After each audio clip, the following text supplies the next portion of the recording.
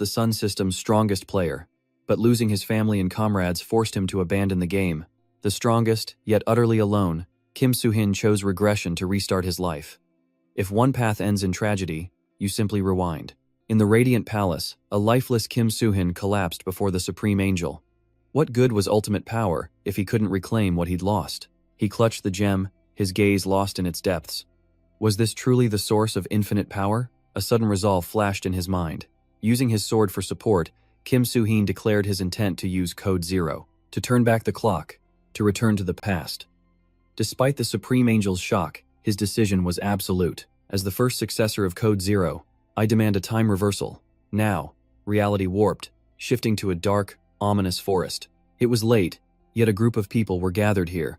A middle-aged man finally broke, his words dripping with sarcasm. Damn it, are we just gonna stand around like useless idiots? His eyes scanned the others, sizing up the situation. Where are we? What is this place? His only answer was the sound of a woman sobbing. With a short fuse, he kicked a nearby stone as a warning. The air grew tense. A girl in a yellow shirt looked on, annoyed. You're not the only one who's scared, so drop the attitude. You act like you know everything, except how to act your age. Deeply insulted, the man's voice dripped with venom as he shot back. Hey, brat, who do you think you're talking to? Did your parents never teach you to respect your elders?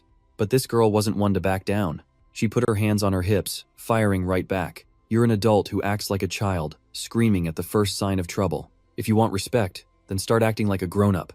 The tension between them was about to snap. Neither one was backing down. Suddenly, the sound of a gun being cocked nearby made everyone freeze. The girl in yellow stared in disbelief.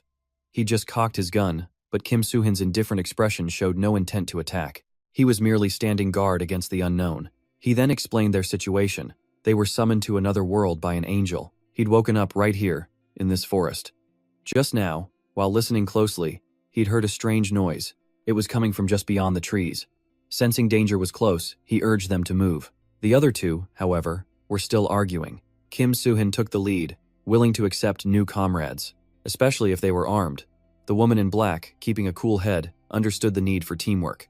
Without hesitation, she quickly followed him, but the other pair remained. As the girl, Sun, collapsed, crying that she couldn't go on, her friend tried desperately to persuade her. Her fear was paralyzing. A moment ago, she was afraid to stay. Now she was terrified to enter the woods. It was beyond frustrating for the others. Kim Soo-hin's group took note. The pair was clearly at an impasse, unable to leave. A timid-looking, blue-haired young man was with them. He was already shaking like a leaf. The middle-aged man, however, didn't care who stayed behind and simply took off. Realizing tears were getting them nowhere, her friend wasted no more time. He stood up, deciding to go with the group. He was leaving Sun behind. As he walked away, Sun cried out, apologizing frantically. But this was no time for coddling. Her friend just urged her to hurry and grasp their reality. After a fierce internal battle, Sun wiped her tears, fighting her fear as she shakily stood. Her blonde friend was sweating, realizing calming her was like calming a child. He frantically urged her to hurry, but life is rarely so kind. As Sun took one slow step after another, a shadow lurked just behind her, a zombie. A chill ran down her spine as she turned to meet its blood-red gaze. Spotting its prey, it lunged toward her. Faced with certain death, Sun could only freeze in terror. In that final, desperate moment, the blonde friend panicked, about to rush in and save her, but a flash of light shot from behind, embedding itself in the zombie's head. Sun was saved from the brink of death. The blonde youth, drenched in a cold sweat, turned in shock. The one who saved her was Kim Soo-hin. He stood there, impossibly cool. A memory flashed through his mind, back before the Supreme Angel. Without a second thought, he chose to return to the Horn Prince of 15 years past. Was his decision too impulsive? Even the Supreme Angel couldn't understand it. He had cleared every quest in the Horn Prince, the first player ever to beat the game. He possessed the almighty Code Zero, a source of infinite power. He could have become the sole ruler of the Horn Prince. He could even return to Earth, the ultimate dream of every player.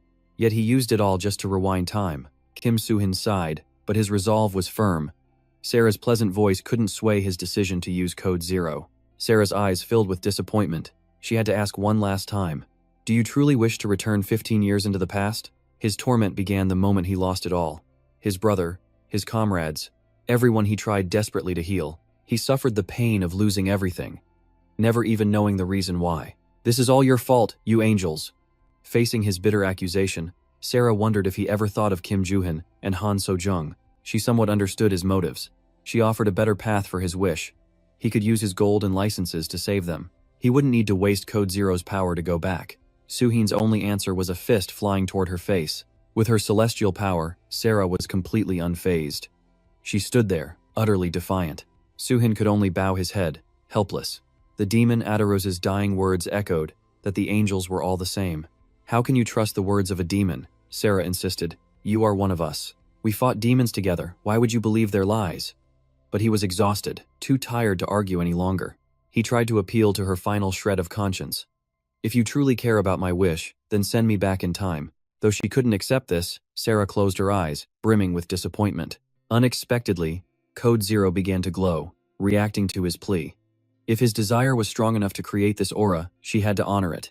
But she stressed again that his immense number of licenses was absurd to throw away with all his accumulated points. "You were the first player to conquer Hornprince.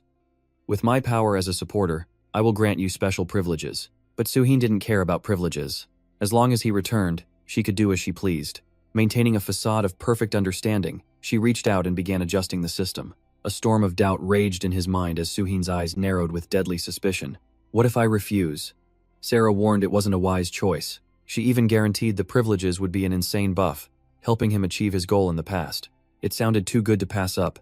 Suhin found himself unable to resist. He could only wait as the system updated and Code Zero activated. He closed his eyes, ready for anything. A brilliant flash of light consumed his vision. When Suhin groggily awoke, he was in a featureless void. His sword was gone. Even his scars and equipment had vanished. He recognized his clothes. They were from 15 years ago. Could he have truly returned? Sarah's voice confirmed Code Zero had worked perfectly. She had merely intervened in this space to share some special information. There were 5 privileges. First, access to character information and a boost to 4 random stats. Second, a free choice of a hidden or rare class. Third, more slots for special or hidden skills. And a one-time body modification. Finally, the choice of 1 unlimited item. And with approval from Tan AI and the other angels, he could call on his passive potential anytime. Suhin was completely bewildered. His passive skills? He supposedly had them, but he'd never seen them before. There wasn't much time left. Sarah's body began to fade away.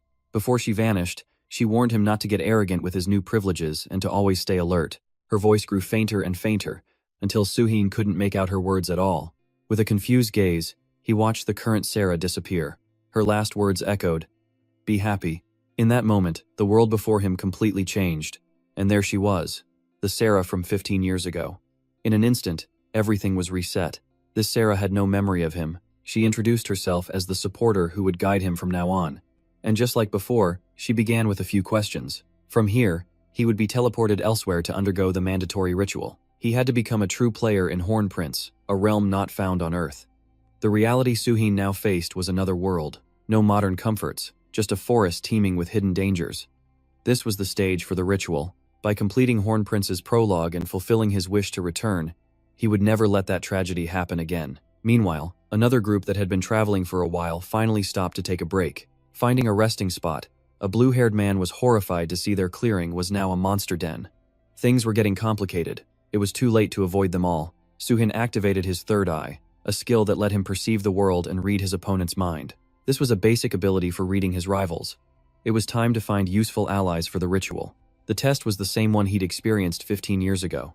Though the trial was random and unannounced, he could read it like an open book. He knew there were 2 ways to pass: reach the central gate within 7 days, or simply survive for 7 days. Of course, this was a one-way trip. It led directly to the real Hornprince. Repeating the past was not an option. He didn't want to survive alone. He needed a strong team to clear this together. The blonde young man, Hun, was his first target. His skills were all about average. At a glance, Suhin figured he could survive this trial. After all, stats this high at the start were a rare sight. But then his eyes fell on Anson, and he froze. It was unbelievable. Her vitality stats were at rock bottom. Her luck, however, was 100, with a starting strength of 75. Luck really did trump skill. Suhin questioned everything. How could someone so unique exist?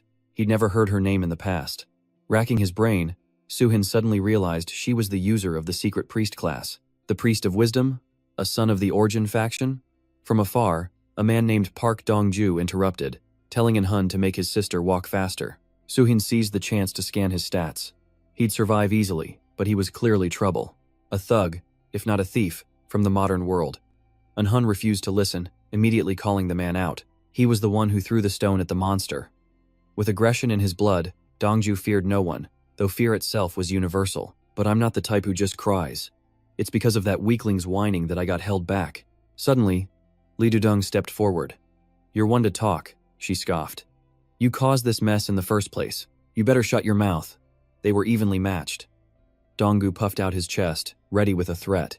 He wanted to teach her a harsh lesson. Seeing a brawl about to erupt, Suhin quickly stepped between them. This is not the time to be fighting. But Dongju's arrogance was off the charts. He shot back at Suhin, not holding a single word back. He was practically begging for a fight. Though enraged, Suhin didn't stoop to his level, focusing on the imminent danger. They lacked the time and firepower to wipe out the monsters. Making noise would only attract more of them. The logic was undeniable. The girl in black, Liborjim, admitted from afar that an angel had appeared, claiming to be her aide. It made her feel like she was in a nightmare. Suhin gave her a critical look, his judgment clear. Below average stats. She was nothing like Anson, but Liborjim had a sharp mind, agreeing that they needed to fight together. Her words instantly changed the atmosphere. After a pause, Dongju relented, even humbling himself to apologize to Dudong. He blamed his fear and his past for his harsh behavior when facing the threat of death. Isn't working together our best option? He noted Anhun's potential, his weapon, and Dudong's sharp tongue. She was no pushover, and even Suhin fell under his scrutiny as he assessed everyone's strategic value. Dongju proposed they form a team, but then his true colors showed. Obviously, there's no room for freeloaders. He argued someone with no combat ability like Liborjim couldn't survive long, unable to even protect herself, especially not a crybaby. At that, Anson, the blue-haired girl, smiled mysteriously. How interesting. Then it's settled, he declared, catching Suhin's eye. He was clearly fixated on the blue-haired girl, wanting her as his first recruit, but his offer was met with a swift rejection. A moment later, the entire group set off once again. Dudong stretched, relieved. It's nice not to see his face. I thought the blue-haired girl was the quiet type, but every word she speaks is a dagger. Just an hour before, she had pointed out that Dongju was the one who had destroyed their unity. There was no reason to place any trust in him. Through his divine eye, Suhin spotted the girl named Kim Hanbin. She had high magic stats and a unique trust-building skill. He never thought he'd see a skill like that here, but her two companions still worried him. Still, he had to focus on himself first. To break the ice, Dudong introduced herself as 22 years old. Before this, she was on leave from school, studying for the police exam. Seeing her stand up to Dongju, Suhin knew she had outstanding potential. Hun went next, gesturing towards Anson. This is my younger sister, he said. We were taken on our way home. It turned out Hanbin was also 22, a university student. That left Suhin as the oldest at 23, captured on his way home from military service. All eyes turned to him with a mix of curiosity and respect. As the eldest, they wanted to show him proper respect. Plus, Hun felt indebted to him for saving his sister. Dudong quickly changed the subject, noting they'd traveled far from their starting point. At least 2 hours had passed. Anson then recalled the angel's explanation about designated areas for rest. During the trial, yellow-roofed buildings or other shelters served as official safe points. Hanbin figured they had to leave the forest first. If we keep going, we'll find one. Suddenly, Hun shouted for everyone to look ahead. The horde of monsters from before was approaching, and behind them, a faint path was visible. Without a second to waste, the group engaged the creatures. Hun formed the front line with his shield, while Suhin provided support from the rear. Hun took charge immediately. I'll handle the vanguard and open a path. The rear is all yours, Suhin. Before charging in, he gave the other two girls a final command. Watch over Anson. With that, he moved to support Hun. Suddenly, Dudong's face went ghost white. She screamed a warning. A monster was right behind him, but Suhin showed no fear. His battle-honed senses were far beyond a normal person's. This was practically a game to him. He waited for the beast's gaping maw, the timing now perfect, and just like that, he loosed a deadly arrow. But Hun's group wasn't faring so well. Despite having a sword, the relentless swarm gave him no opening to strike. Just as he faltered, Suhin called out, "Their weak point is the head." It was like a switch flipped. As the next monster charged, Hun feinted with his shield, confusing the pack. Hun then smashed its skull with his shield, easily overpowering the creature. Soon, the group wiped out all the monsters. Dudong noticed the horde was growing thicker. Hun was thankful for Suhin's blade, which made a huge difference. But Suhin had no plans to take it back. He had his crossbow. Besides, they had a much bigger problem. Just ahead, another horde blocked their path. They had to get past a towering wall. But Dudung noticed something odd. A bush seemed to be moving. Suhin thoughtfully stroked his chin. A direct approach was impossible. He began to calculate the risks. Besides the Priest of Wisdom, the loss of any member would be a devastating blow. There was no other choice. Suhin made a chilling declaration. "I'll lure those creatures away myself." Everyone immediately protested. They should go together or wait, but waiting could take forever. Waiting also risked being discovered and attacked. With his experience, Suhin was resolute. Night was falling, and they still had far to go. There was no guarantee another route would be safer. No one wanted to get lost or camp in these woods at night. Tears welled in Hun's eyes. "It's too dangerous for you alone. Let's find another way." But Suhin understood the situation perfectly. He knew this confrontation was inevitable. It had just arrived sooner than planned. Ignoring a clear path out for a longer, unknown route would simply be a foolish choice. As the most experienced, he felt a duty to do something decisive to protect them all. That was a ridiculously lame excuse anyway. Hun immediately shot back. "But those monsters, they're insanely fast. If they catch you, it's over." But Suhin was unyielding. He figured that by firing his crossbow while running, his chances of escape were actually quite high. He'd just awakened his new power. These creatures were nothing more than a light warm-up. He argued until he was hoarse, but Hun refused to back down, refusing to let him face the danger alone. Exasperated, Suhin told them staying put was the best help. There could be even more monsters beyond the wall. The group needed at least one fighter left to defend them. Besides, Hun would just slow him down. Plus, you have to protect your sister. Seeing they were still unconvinced, Suhin flashed a smile brimming with confidence. "I'm doing this because I want to live, too. And I know I can pull this off." Before leaving, he gave them clear instructions. "Once I've drawn them far enough away, you all run. Get everyone out, and whatever you do, don't look back. Don't be a fool and come looking for me. Once you're over the wall, just wait. I'll shake them off and catch up." As he ran, Suhin remembered the chaos. The first time, he'd gotten lost for 2 days among the corpses. The creatures gathered in open areas. Back then, he hadn't considered teamwork, only survival. Seeing the dense horde ahead now confirmed his choice. Scouting further would have been suicide. They were everywhere. His team was in position, just as planned. Suhin cleared his throat, took a deep breath, and unleashed a massive shout. "Hey, fresh meat over here, come and get it." Instantly, the horde caught his scent and swarmed toward him. It had been a while since Suhin felt this ridiculously awesome. Once the monsters were gone, Hun gave the signal. "Now's our chance. Let's get over the wall." But Dudung hesitated, panicked. "Shouldn't we go back for Suhin?" Hun immediately shut that down. "I'm worried too, but we have to trust him.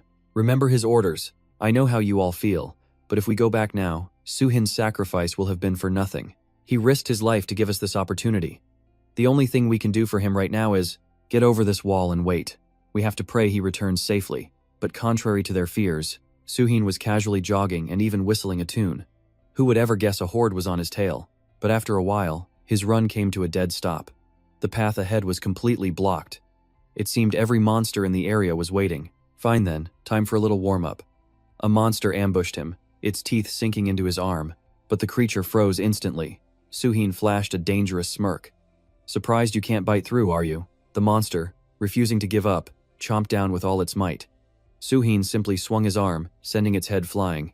He really wanted to show off some moves, but worried the kids were still nearby.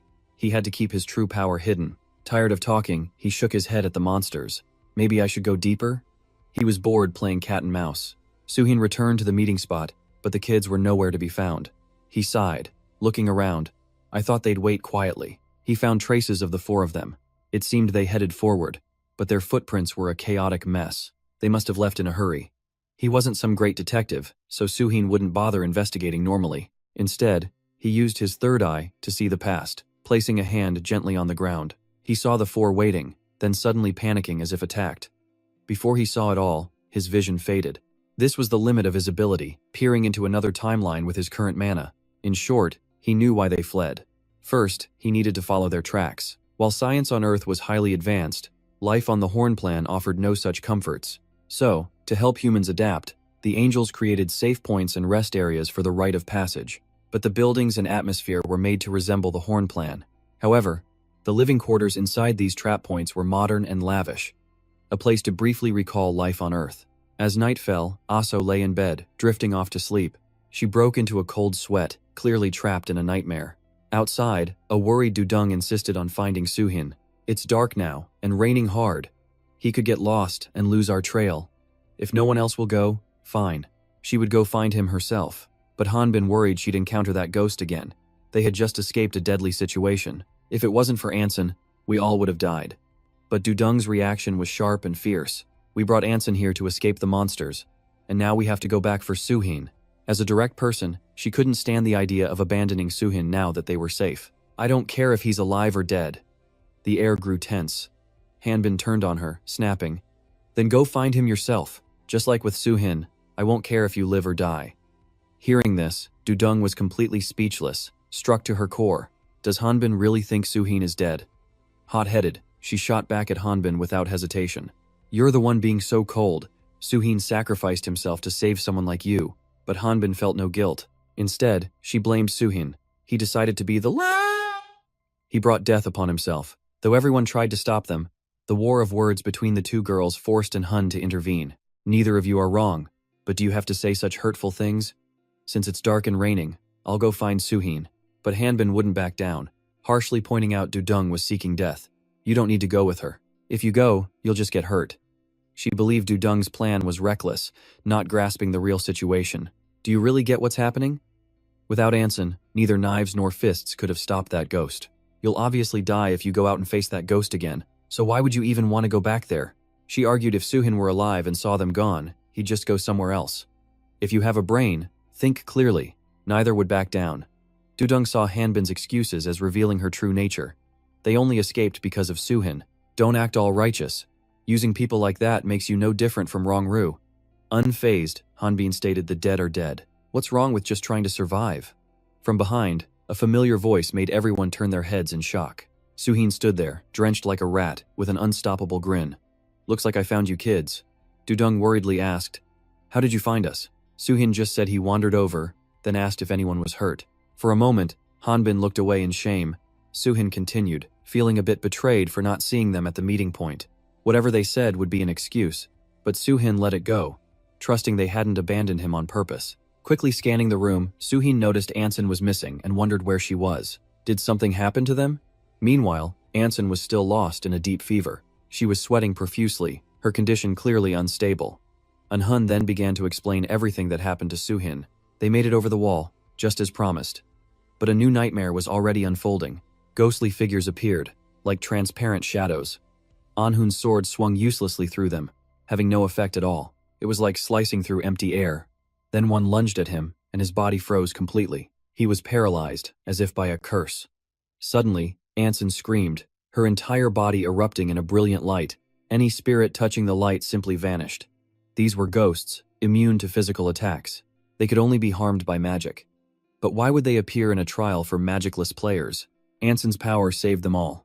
But she collapsed, breathing heavily, her pulse erratic and unstable. She even whimpered in pain.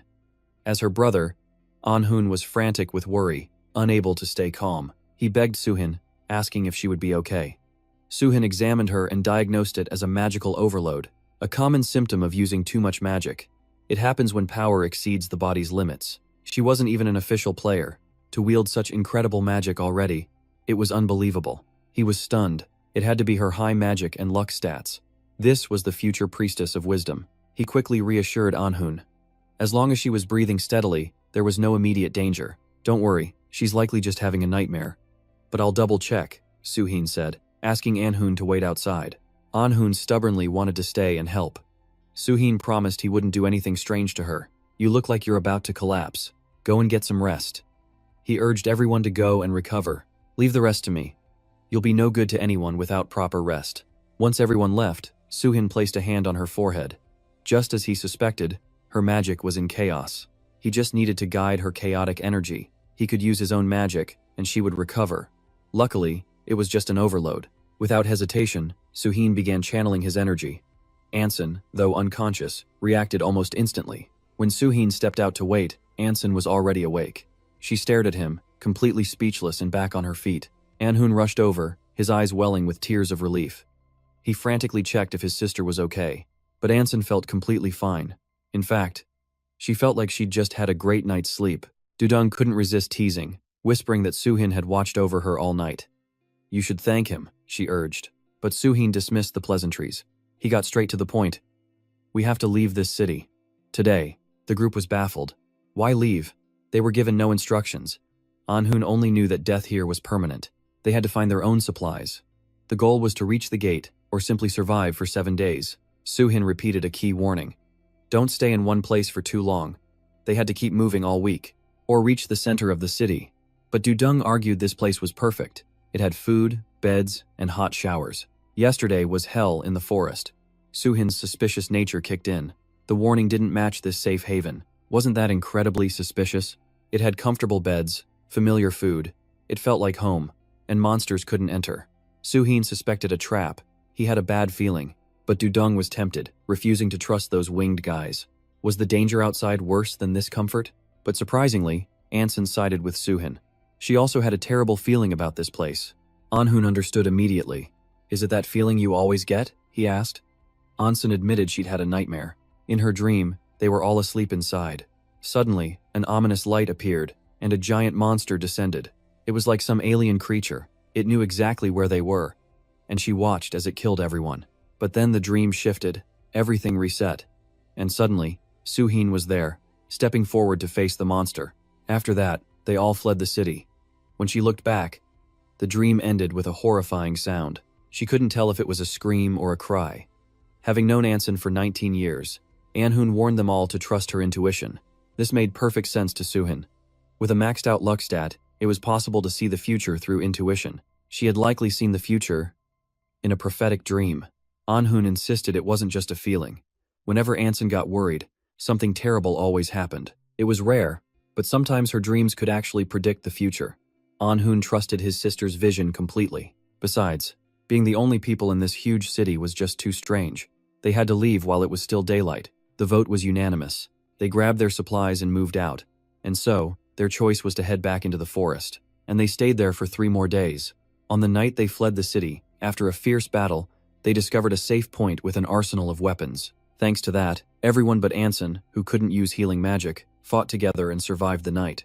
3 days had passed since leaving the city. It was day 5 of the ritual. As they pushed forward, Anson stared in horror at the blood-soaked corpses. In contrast, Dudung was completely out of breath, unable to speak. They had to rest and regain their strength. The monsters just kept coming relentlessly. Yet Anhun was still chattering on, wanting to learn Suhin's crossbow skills. Suhin politely claimed he learned it in the army. That was an excuse for a child. Something about it felt wrong to her. Teaching someone to shoot a gun made sense, but a crossbow? With a slight smile, Suhin figured at this pace they'd reach the central gate by day 7, or maybe even day 6. Seeing them adapt to this harsh new life, refueling with water and chocolate, put his mind somewhat at ease. But he had no idea how they would react, once they learned the Horn Prince's targets were human. Suddenly, a strange noise echoed, putting the entire team on high alert. From the bushes, 3 young men emerged, equally bewildered. Where is this? Who are you? It was another group of survivors. The short-haired guy looked vaguely familiar, while the one with long hair, Gu Young-min, seemed sharp. He knew Suhin's team was just like them. They'd met other groups before. The moment he heard that name, Suhin recognized him as the demonic lord of the Red Fang Guild. He faintly recognized the archer, who seemed to care only about himself, ignoring the world around him. But Chun Seo-hun couldn't resist running his mouth and passing judgment. It looks like these kids are just high schoolers. How pathetic. I'm shocked they're even still alive. Deeply insulted, Anhun gritted his teeth, ready to charge, but Suhin stopped him. Calm down first. Seems they needed to learn the hard way. Seo-hun stepped forward laughing. Look, if you're unhappy, just answer our questions, and we can all go our separate ways. With her fiery temper, Dudung couldn't just swallow that arrogant trash talk. She confronted them directly, cursing them out without restraint. Suddenly, a knife shot toward Dudung at terrifying speed. Before she could even register the danger, Anhun lunged forward, blocking the attack with his shield. At that very same moment, an arrow pierced straight through Seo-hun's palm. By the time he realized what happened, he could only scream in agony. The marksman, of course, was none other than Suhin. Even Guzun, already in an attack stance, couldn't perceive his incredible speed. As the tension between the two sides exploded, Suhin knew he had guessed right. That was the archer Guzun, the man who would become one of the top 10 players of Horn Prince. Watching Seo-hun scream over his hand, Suhin didn't recognize this worthless trash. But the other two could become formidable threats in the future. If he couldn't make them allies, his only choice was to kill them. right here and now. Perhaps he would have, if he'd been alone. But traveling with his group, he couldn't bring himself to kill people in front of these kids. After that humiliation, Seo-hoon couldn't stomach his anger, pleading with Young Min to take care of them. But Young Min seemed too annoyed to speak. He just covered his face, reminding him, "You're the one who provoked them. Just shut your mouth, you damn idiot." Tears streamed down his face. The tough act was over. Seo-hoon was like a child tattling to his mother, his eyes watering. "There's a hole in my hand." This utter humiliation only made Young Min more disgusted. He frowned and clicked his tongue. And yet, he lowered his voice to apologize to Soo-heen's group. "Can we please just stop this here? We're not monsters, so there's no reason for us to be fighting." He then turned to Gazoon. "Lower your bow already. Don't you understand the situation?" He made a perfect excuse, saying the past 5 days had been difficult, driving them crazy. He just wanted to ask one thing before leaving. "Have you seen 2 women who look like sisters? They were part of our group but got captured by some bastards. We've been searching for them ever since." Speaking of a woman, Soo-hin recalled the corpse he'd seen under a tree. He truly wanted no part in this, and was planning to feign ignorance. But then Anson began to stammer, causing Young Min to press her frantically. "You saw them? Where were they?" Reluctantly, Soo-hin had to reveal the truth. "You're asking about 2 sisters, but we only saw 1 woman. We're not sure if it's who you're looking for." Not caring about the details, Jung Min urgently demanded to know what happened. Soo-hin had to deliver the grim news. The body was trampled by apes. Anson remembered she was wearing a yellow dress. The other group froze, not believing it. Sehun lost his mind, pointing a finger. "Are you making things up after you killed her yourselves?" Whether he believed the accusation or not, Young Min quickly put out an arm to stop Sehun. Soo-hin could only let out a weary sigh. This was why he avoided getting involved. He'd have to warn the kids. But Soo-hin's group still offered the information. "Follow the path behind them for 2 hours. It's easy to spot since there's little grass. They covered her with a blanket so you can find her easily." He sympathized with their loss, but he hated being accused. Anson then crept forward with a helpful tip. "There's a building ahead for them to rest. There's food, rooms to sleep in, and he could treat his hand there." She put on an innocent face, urging them not to give up. It moved Young Min, who let out a small smile. He believed they weren't that kind of people. "Forgive us for before. We'll meet again if fate wills it." Suddenly, Young Min felt generous and gave Soo-hin a piece of information. If his group was heading for the arched gate, they should turn back. It's better to cherish the 7 days of life they have left. An incredibly powerful monster is there. That evening, the team stopped at a rest house as everyone drifted off to sleep. Soo-hin stood guard outside the danger room. Hanbin came out with tea to change shifts. He looked so worried he didn't even notice her. In truth, he saw her but feigned distraction, a trick to hide his abilities. Did he really look that concerned? Hanbin nodded. He'd had that face since meeting that other group. She wondered what the long-haired man told him. His silent brooding worried everyone, but Soo-hin had always been the reserved type. He sipped his tea, still hiding it, saying it was nothing important. He suddenly shot to his feet, insisting everything would be fine. "So don't worry." Now, it was time for him to rest. As he turned away, Hanbin had a question she had to ask right then, even if he claimed to be tired. Her expression was dead serious, stressing that today was the only chance to ask this. Soo-hin gave a reassuring smile to ease the tension. "If this is about earlier, it's nothing." But Hanbin saw right through him, knowing he was hiding something from them, and she wanted to know what they were to him. Now Soo-hin understood her constant glances. It turned out she was always watching him. Looking at her. It reminded him of her. Hanbin always wondered. When En-hoon blocked the arrow for Dudung, he instantly shot back at them. But they were still people, not monsters. And everyone was terrified by what he did today. Soo-hin tried to brush it off, insisting he didn't think much of it. But she pressed on, pointing out his silence since talking to that man. He just repeated it was nothing important and not to worry. With a one-sided view, she accused Soo-hin of always deciding everything alone without consulting them, of not even seeing them as teammates. He didn't know why she thought that. They had always worked together, today included. En-hoon carried the team, and she and Dudung fought hard too. Her firm gaze said he was just acting, fooling everyone but her. From the very start, his decisions were always correct. That's why they stayed quiet despite their questions. But at this rate, he would just keep making a mess of things. There was a distance between him and them, but she knew how much they depended on him. That's why she wanted him to be their commander, to lead them, not just restrain them, but to truly become a leader for their group. That would put her at ease, knowing his actions were for their safety, whether he fought another group or kept his silence. Then they could happily trust and follow him. The long night passed, and the mood between Soo-hin and Hanbin grew heavy. Not a single word was spoken, leaving the other three bewildered. The atmosphere became unbelievably tense. Another silent member had joined the team, but Suhin paid no mind, his eyes fixed on the horizon. They were almost there, just about 600 meters away from that arched gate. But Youngmin's warning echoed in his mind, telling him to stay away. His group had gotten within 300 meters and had to face a monster. From what Suhin knew, the monster Youngmin mentioned was the boss of this rite of passage. At a glance, the gate looked perfectly normal. There were no signs of an ambush.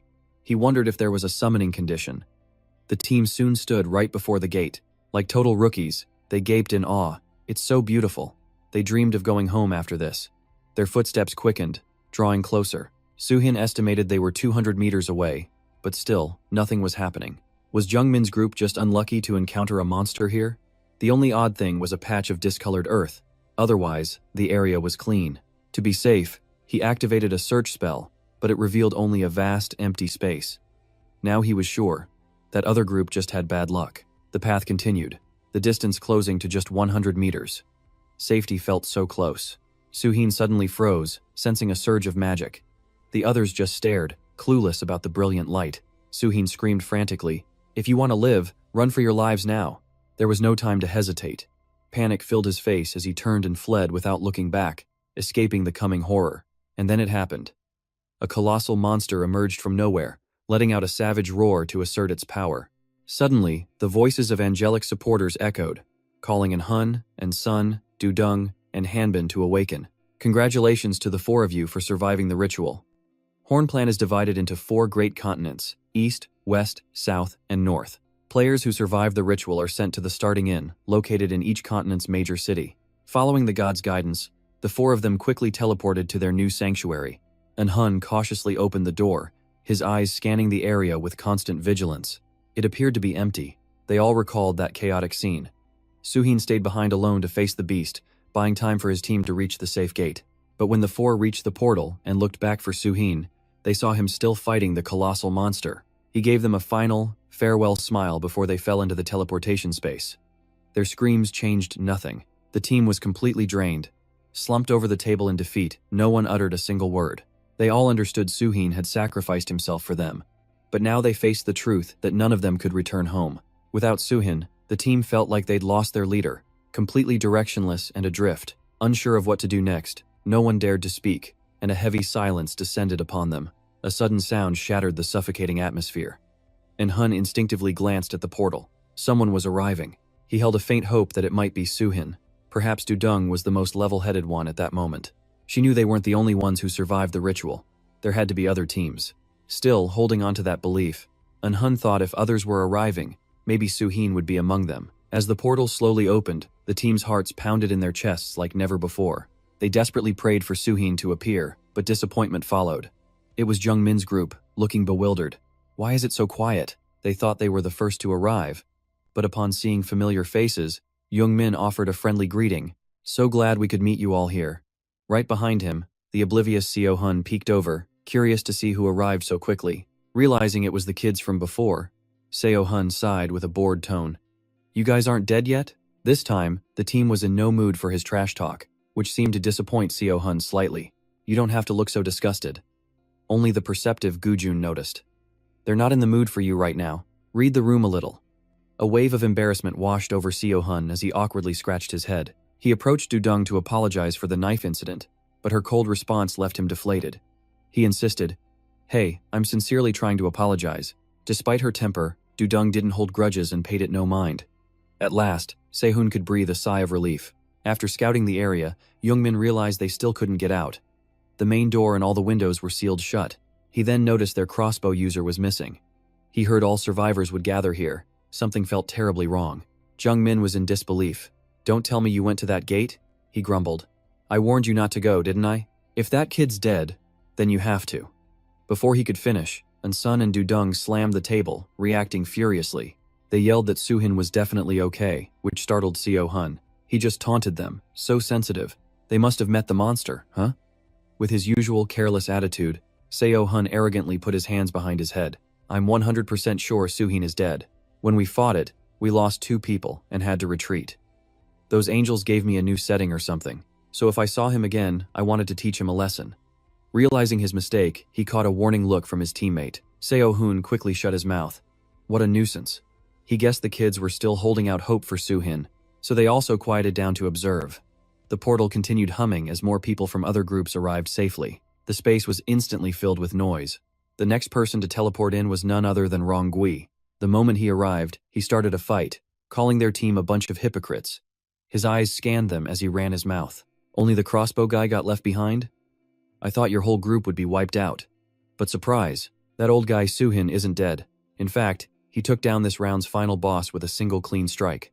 As usual, the Archangel had to congratulate Suhin for successfully completing the ritual round. With a time of 6 days, 16 hours, 42 minutes, and 27 seconds, the player has proven worthy to enter Hornplan. Bored with the charade, Suhin shot a deadly glare across the room. Just 10 minutes ago, Suhin was acting, pretending to fight the final boss. After his team left, he dropped the act. It was time to go all out. Facing the ravenous monster, he showed absolutely no fear. He dodged its claws at blinding speed, instantly appearing behind it. Seizing the chance, he summoned his sword. This moment marked the return of the Horn Prince. The boss lunged, its 2-meter tongue lashing out to devour its prey. Unfazed, Suhin simply activated his sword unification mode. All his buffs and achievements leveled up twice, and he gained a new dueling skill. This granted him knockback immunity and boosted his weapon's power. Truly top-tier skills. Suhin just needed one clean slash. A quick victory so he could head home. Entering the portal, Suhin asked Sarah if the kids were safe. Of course, they were fine. The angels had even taught them basic skills and how to release their powers. She noticed he'd activated his stats before the ceremony, a feat no other player had managed. He just wondered if the setup was even fair, being dropped in a forest like that. Plus, a monster right by the gate? He doubted any newbie could beat it with magic. If he hadn't carried the team, they'd all be dead. This wasn't a trial for rookies. Beating it required at least 5 people, and it spawned randomly 200 to 300 meters away. Only one person per team could reach the gate after avoiding the boss.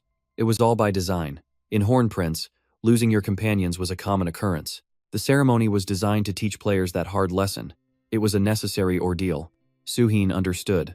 They wanted everyone to taste hardship before success. The first 4 finishers got 2,500 gold. Arriving 5th, Suhin got nothing.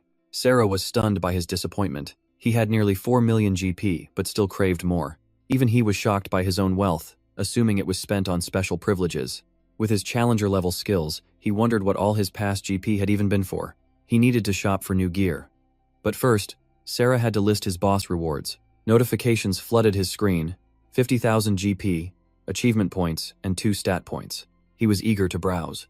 Facing the shop, he spent 77,777 gold. He demanded to see the hidden items. Sarah was shocked he read the system like a book, despite his flimsy excuses. He claimed the boss begged for its life and revealed the secret. She decided not to interfere. Sarah granted his request, but warned him not to be as reckless as before. His temper flared. "You're talking too much," he said coldly. "Just do your job." Though a random privilege, it was all part of Suhin's plan. Hidden items, except potions, were a one-time purchase. He carefully chose a vision-enhancing elixir, then paused over buying a wish. In the end, he decided against it. Instead, he bought an elixir to boost his abilities. A short shopping trip made him a tycoon. He'd just spent over 3 million GP. Sarah warned him to be careful, unsure how he knew the system so well. Such immense power could easily make him a target for other players. Meanwhile, at the rendezvous point, Rongdu bragged that he'd seen Suhin die, mocking the team's loss. But the show wasn't over. The portal chimed once more, and all eyes turned towards it. Suhin's familiar voice echoed from behind. He'd overheard every word of Rongdu's boasting. A spectacular backflip made Dudung question her own eyes. "Is that really you, my dear Suhin?" Even after he answered, she pinched his cheek, making sure he wasn't a ghost or an imposter. Things were getting a bit strange. Youngmin congratulated Suhin, surprised he'd beaten the final boss. Just as Suhin expected, he was also perfectly fine. The barrier was fading, the trial was finally over. As cloaked figures entered, the team wondered how he survived. Dongdu mentioned only finding a shattered crossbow. Using his sharp wit, Su-hyun deflected suspicion. The monster only targeted weapons, not people, he claimed. It was a close call with death. But he was already crafting the next part of his script. Eyes closed, Su-hyun recounted his story. When the monster's tail swung, he instinctively raised his arm to block. Luckily, only his crossbow took the hit. But how? Hanbin's piercing gaze locked onto him, making him sweat. He dodged the question, claiming he was too terrified to remember what happened clearly. He only recalled the monster thrashing wildly as he rolled. Then, he blacked out. When he awoke, it was gone. Just then, cloaked figures entered, stunning everyone. They looked like cosplayers at first glance. One of them noted, Hall 2 is more crowded than usual. A total of 43 people, almost double last year's count. The purple-haired man smiled. All right, let's begin. No intros needed, just pay attention. Apprentice players, welcome to this wretched horn base. I'm sure you're all confused about what's going on, and you must have many questions. For now, just follow us. You aren't the only apprentices here. After leading them to the Player Academy, he spoke again. This is a training school for apprentices. It was founded by a player from the northern continent to help you survive in Hornbase. Even the angels acknowledge its results. They've granted us the right to issue stat-boosting quests. The total training period is 3 months. Veteran players in swordsmanship and magic will serve as your guides. Apprentices will learn all about survival strategies for Hornbase. You'll receive training suited to your class and abilities. You'll also get 20 silver each week. Completing the 3-month course earns you 4 bonus skill points as a graduation reward. The academy provides food, lodging, and even bonuses. With a bright smile, he offered a simple analogy. Think of this as a game tutorial loaded with awesome rewards. You can raise your stats through hard work, but everyone has a different growth limit. These bonus points are a rare way to surpass your limits, so use them wisely. After his breathless speech, he yielded the stage to another player, Park Hingu, to conclude the briefing. Just hearing that name made Soo-hyun's eyes turn cold. He was the future leader of the Golden Lion Guild. He was also known as a swordmaster, one who died when the Golden Lion Guild was eventually crushed. Hingu took the stage and cut right to the chase, since most of the details were already covered. We here are northerners, just like you. The long speeches were making Yu Jung bored and sleepy. She instinctively covered her mouth to stifle a yawn. Up on the stage, Hingu's speech droned on. A woman dragged a body forward and threw the corpse down as a grim warning. We can't send you home. It was pure psychological manipulation. Hingu knew the new players felt trapped and utterly confused. We've all been through the exact same thing, and we are still trapped here. Our only goal is to help you adapt to this new world. He was expertly twisting their feelings of rebellion into gratitude for the high-level players' goodwill. The corpse's eyes were wide open in death. The woman then stepped forward, stomping on its chest as a threat. This is what happens when you harass those trying to help you. A pathetic end. If you don't want our help, you are free to leave right now. The choice is yours. Hingu promised no harm would come to them, but the hall fell deathly silent. His first step was a success. He'd secured their trust, and they'd accepted the quest at the Northern Academy. He even offered them the right to quit. With no objections, he prepared to lead them to their quarters. Suddenly, the ever-skeptical Hanbin raised her hand. She wanted to know the training's true purpose, but Hingu's annoyance was clear. He chided her for not listening and asking such a pointless question. Only Soo-hyun realized it was a brilliant question.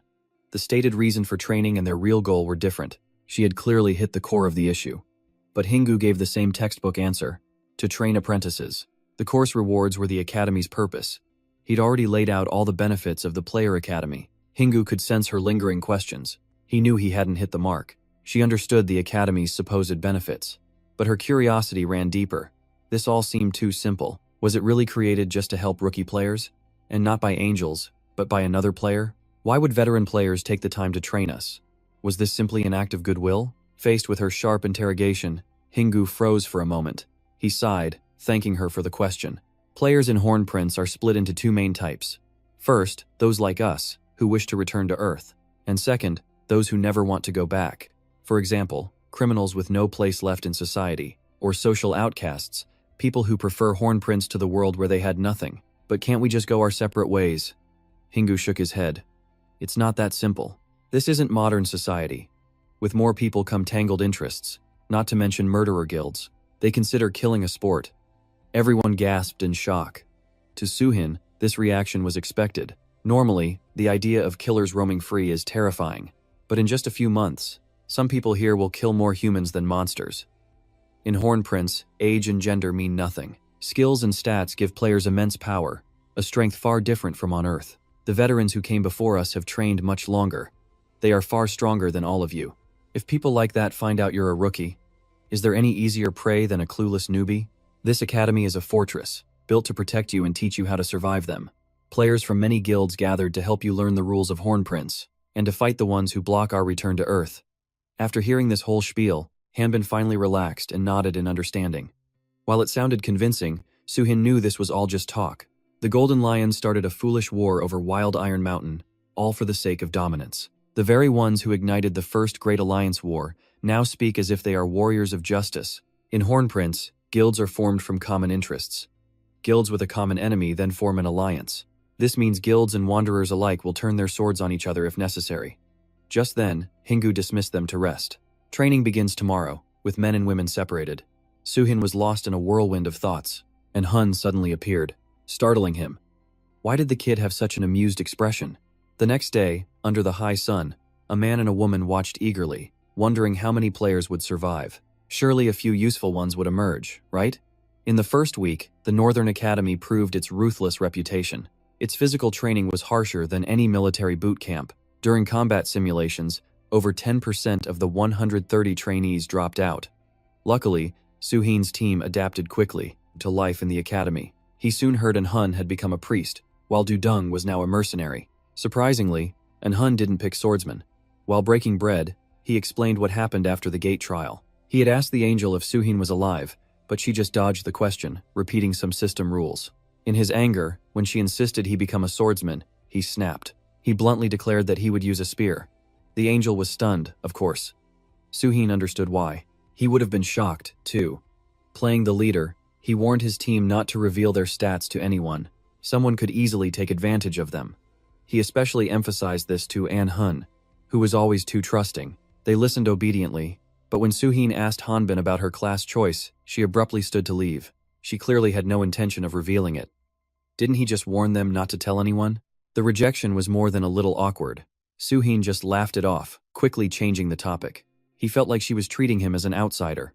Hanbin reluctantly revealed it was magic-related, then left for class. Dudung noticed she seemed close to someone from the Golden Lions. But Suhin knew the truth. She just didn't trust him. From then on, Hanbin kept her distance. Time at the academy passed by quickly. During one training session, instructors watched Suhin and Jungmin spar. They highly praised both of their abilities.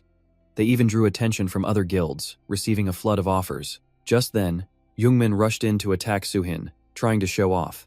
But on another level, Suhin blocked with ease. Jungmin couldn't predict such blinding speed. Before he could even regain his footing, he took a direct hit. With Suhin's counterattack, his foe was sent flying a full 10 meters.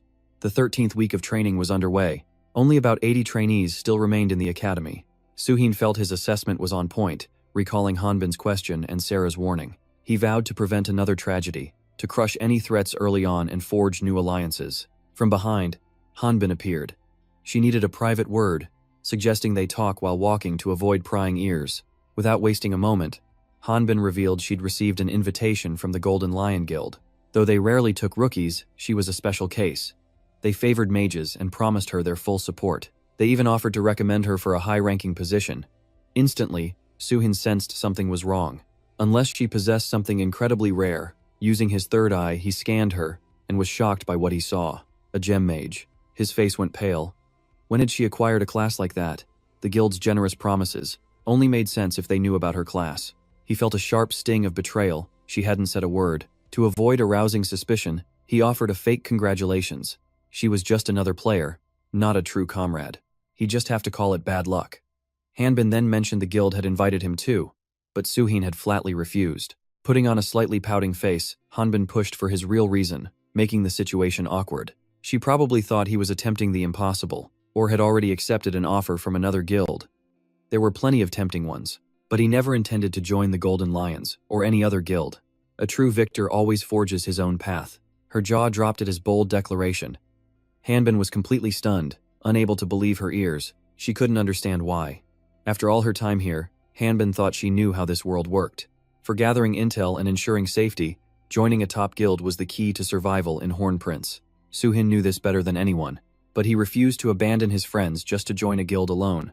That was simply his way. She argued that if he was so worried, they could just pull some strings to get the others' invitations too. She had called him here, excited to offer a solution. But now, suspicion began to cloud her eyes.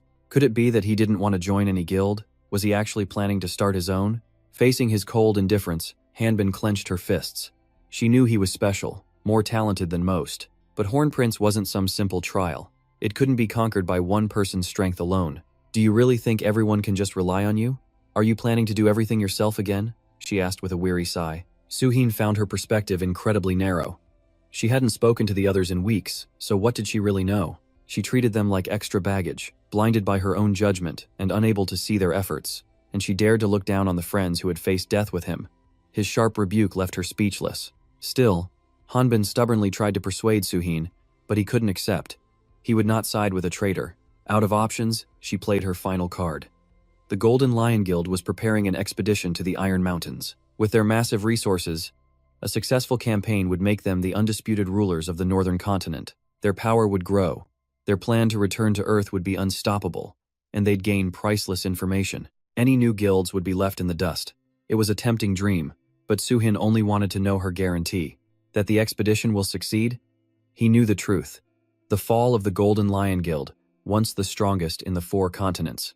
To reach Atlanta beyond the mountains, the guild first had to resolve its internal conflicts and the Wanderers' rebellion. But their internal issues were never resolved, leading the expedition to a miserable failure.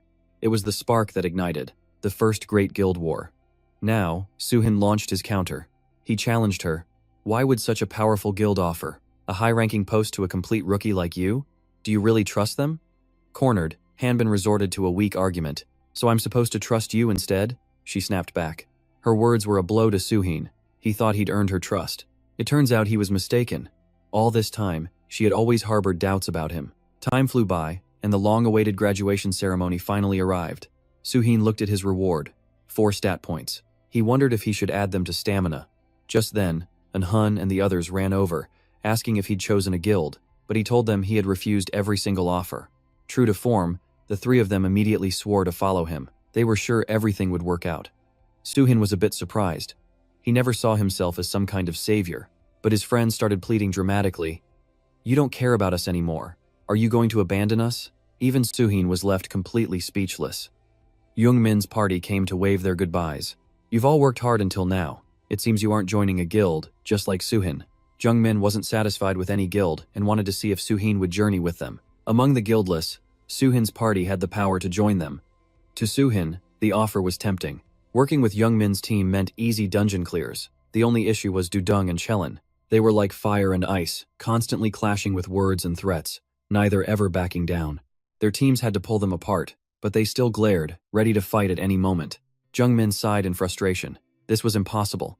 Suhin couldn't leave his team, so it was a no-go. The two could only shake hands, hoping fate would reunite them. From afar, Hanbin watched her old team with regret. She chose to stay with the Golden Lion Guild. Her journey with Suhin's party was now officially over. The northern continent was dotted with many cities. They stood in Barbara, at the very heart of the continent. 4 main cities guarded the cardinal points, each supported by 2 smaller satellite towns. The team headed for the small city of Myun. Hun explained it was the newest frontier settlement. That meant the area was dangerous. With weak security, it attracted some shady characters, a real threat to even skilled players. Reciting it perfectly, Hun earned a proud pat from Suhin. Looks like someone was paying attention. Suddenly, he noticed 2 jealous glares from the side. Why go there? A big city is safer. She quickly regained her composure. Suhin firmly replied that in famous places, they'd gain nothing since competition is too high. The surrounding dungeons are already cleared. Too many players see them as key spots, making competition fierce. Operating there would be full of obstacles. Hearing this, Hun felt Suhin's prediction was spot on. Dudung remained skeptical. Myun had more to offer than their current spot. Suhin knew most players joined the expedition. Since they all left, Myun was completely overlooked, which meant more opportunities for them. But simply put, Dudung was totally lost. Still, she chose to trust him. And Hun saw right through her. She was just too lazy to think. When Dudung asked, he instantly changed the topic. First off, the road to Myun is a long one. They needed to figure out transportation. Walking was impossible. They stood before the spatial transfer gate. Hun felt a chill, remembering the last incident. Anson worried about the fee, but Suhin had plenty of cash. Just leave that stuff to me, he said. Besides, developing cities offer discounts to attract players. When he asked how much they had saved, a strange and sudden silence fell over the group. No one even dared to breathe, making Suhin chuckle. He figured the troublemakers had already spent it all. When did they even have time to spend it? Suddenly, the 3 exchanged determined looks. They handed him a bag of money, trusting their leader completely. Suhin couldn't understand why they gave him everything. But you all worked so hard for this money. The 3 of them simply said they were reckless spenders. They'd be traveling together, so he should manage it. Seeing the kids trust him so completely, and without a second thought, Soo-hin couldn't help but smile. The team moved towards the teleportation gate, ready for the long journey to Myeon. In a flash, they arrived. Soo-hin was amazed. The gate was so convenient. Breathing in the fresh air, he was overcome. The scenery before them was both peaceful and beautiful. Arriving at this quaint little place, Soo-hin seemed pleased. A smile never left his face. They had just arrived. First, they needed an inn to rest. He guessed the kids were all exhausted. After a short search, they found a simple inn, but it had a very charming name. The Gentle Maiden Inn. Dudung and Anhun scoffed, giving it a judgmental glare. What is this dump? It doesn't look like much at all. This is good enough, Soo-hin said. Now, stop complaining. Even the youngest, Anson, wasn't complaining. But the truth was, Anson was too stunned to speak. He only managed to sigh. This place seems really shady. Soo-hin's confident smile quickly turned awkward. Trying to save face, he said, "Let's just try it. You'll love it. Besides, it's the only inn around." Staring at the scene, Soo-hin saw the place was unchanged. A strange familiarity washed over him as old memories resurfaced. The image of that girl, boldly leading the fight. Han Soo-dung and the swordmaster Jin Soo-hyun, or was it Kim Soo-hyun-ni? They must be struggling in the darkness.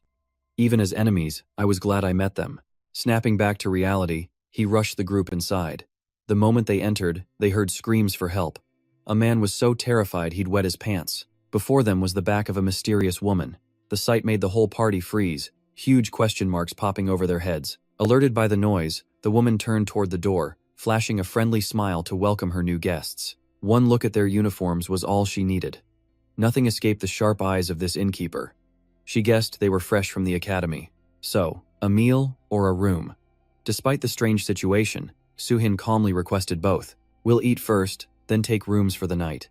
Seeing a customer was like striking gold. The owner's smile was absolutely radiant. So, unlike the last guy, she thought. She really appreciated polite young men. But first, she told the kids to sit and rest. With a murderous glint in her eyes, she had to take care of this thing first. The man instantly broke into a cold sweat. Less than a second later, he was kicked clean out the door, still screaming wildly. With him gone, the inn fell quiet. The group, still in shock, watched the drama unfold as the owner brought over a menu, all business. "I can cook anything with the right ingredients. It's child's play. Take your time and let me know." After a moment of thought, Soo-hin made his choice. Without hesitation, he ordered set A for 4. That was fast.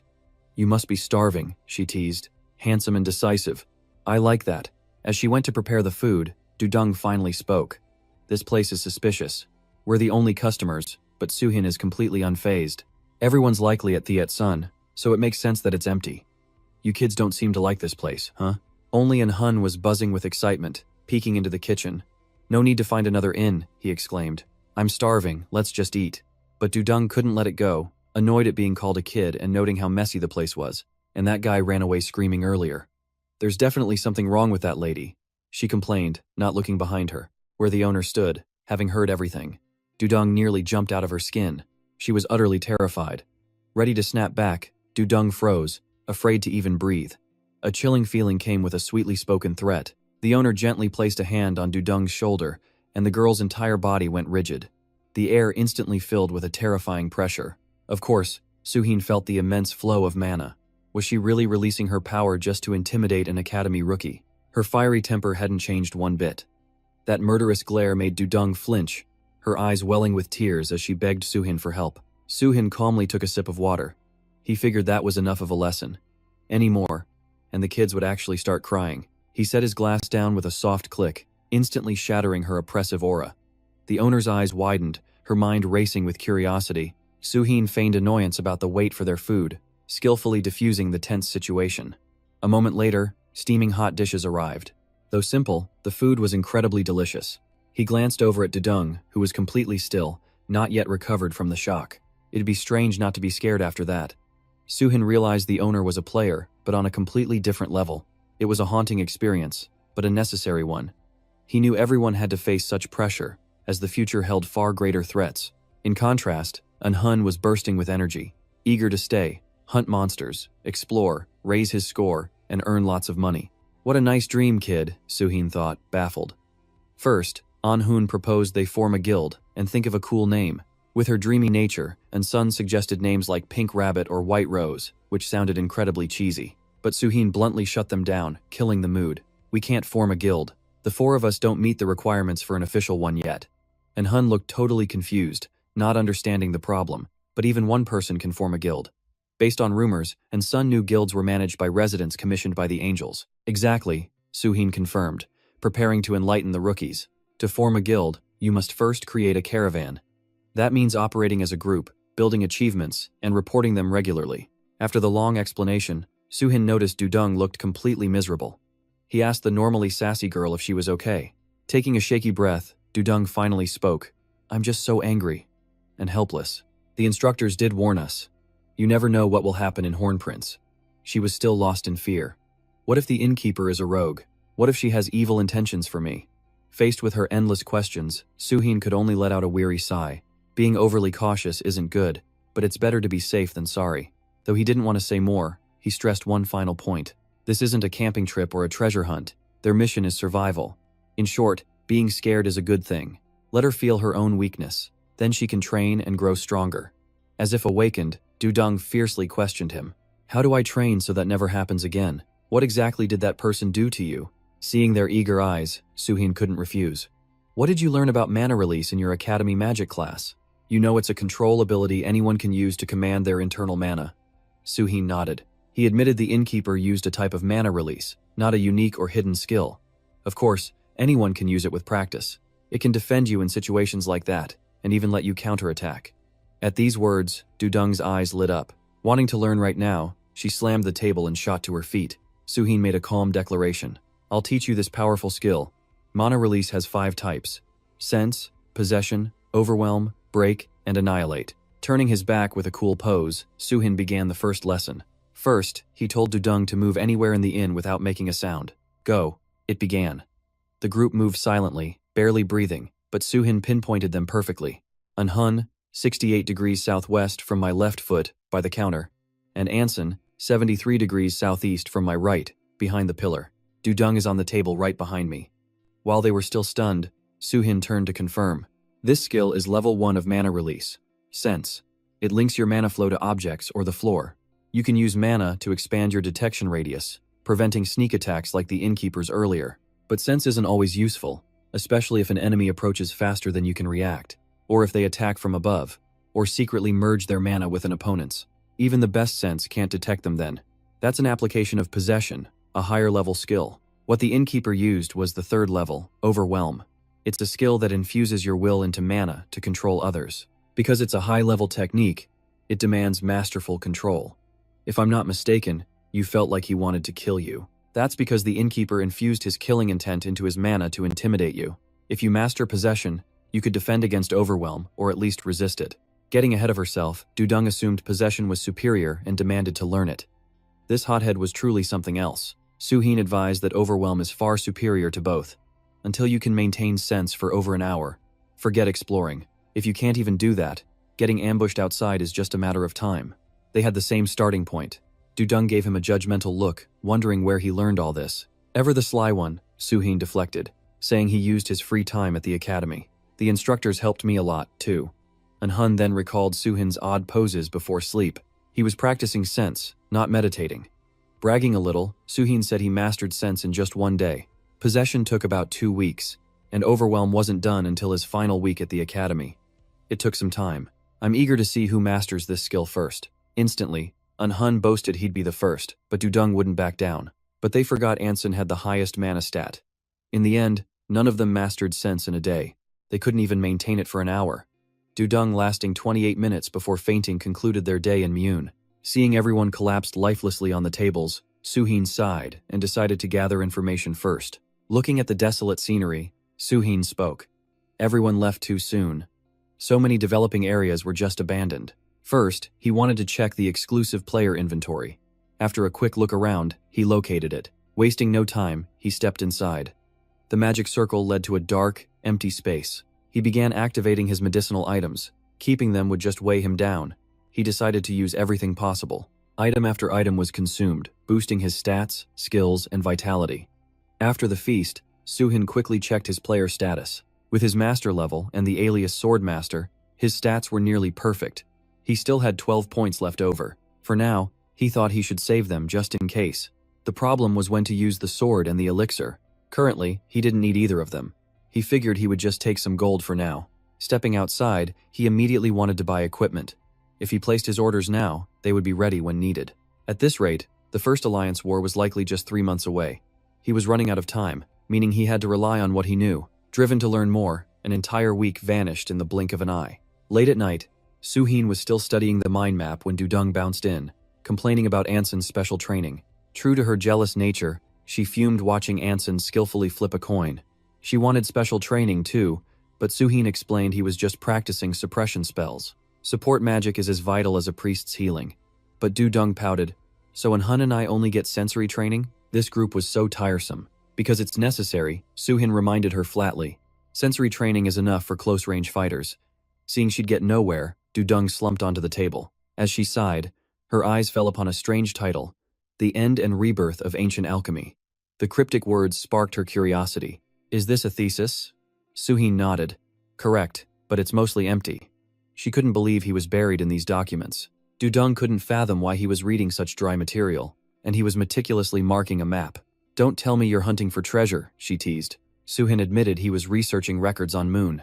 Killing local monsters wasn't teaching them anything new, so he was digging into old texts, seeking clues about new dungeons or hidden locations. It was taking far longer than he'd expected. Dudung openly scoffed at the mountain of books. "So, after reading all this, did you find anything?"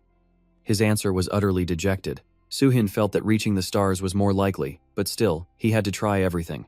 He wouldn't dare attempt this foolish path if he didn't know about Moon's alchemy lab and dungeon. At the mention of helping, Dudung instantly teleported to the door to say goodbye. With the chatterbox finally gone, he found a lead. He'd have to see it with his own eyes to be sure, but he had a general idea of their locations now. The ancient alchemy dungeon held the most information. A sudden chill raced down his spine. Suhin cast a detection spell, sensing a presence right outside his door. It was her, an uninvited guest. She strode in, and their gazes locked, crackling with intensity. Suhin realized the innkeeper was a top player from Hornbrand, the Shadow Queen, Jen-gu. The 10 strongest is the title for Horn's absolute elite. That title is earned through pure skill, regardless of age or gender. And she was one of them, a legend from the past. The Shadow Queen, Jen-gu. He never would have guessed she was the innkeeper. Her, of all people, in this tiny town. "Wary?" he asked. "What brings you here so late?" His question was met with a terrifying silence. An aura of magic pulsed around her as she touched the book, then his chest. "A reminder. Your room expires tonight. Extending your stay?" He didn't have to think twice. Suhin refused flatly. "We're leaving the city tomorrow." Her sharp, piercing gaze returned. Jen-gu glanced at the map. "The Academy's rising star," she mused. "I was quite impressed that day. A new player, here less than 4 months. And though she used only a sliver of her mana, this little chick from the Academy actually broke through it. I've watched you for days, but found nothing unusual." His flicker of guilt was all she needed. Like prey in a trap, she made her move, gently patting his head. Her voice was a soft threat. "You're hiding something, aren't you?" As if mind-controlled, Suhin's consciousness began to fade. A deep blush spread across his face as he nodded.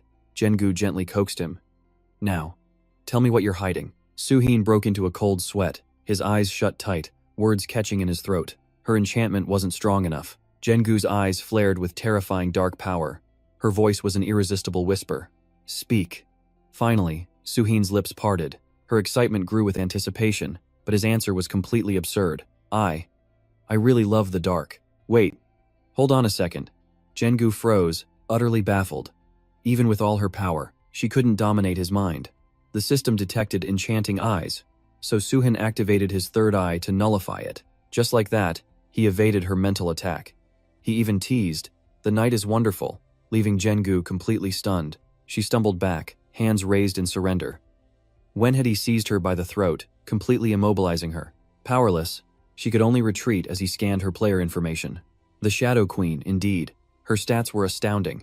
536 out of 600. That's the power needed to be one of the 10, but she was unlucky today. Suhin was confident he could win. Still, as an ally, she'd be incredibly useful. Otherwise, she's just a stone in my path.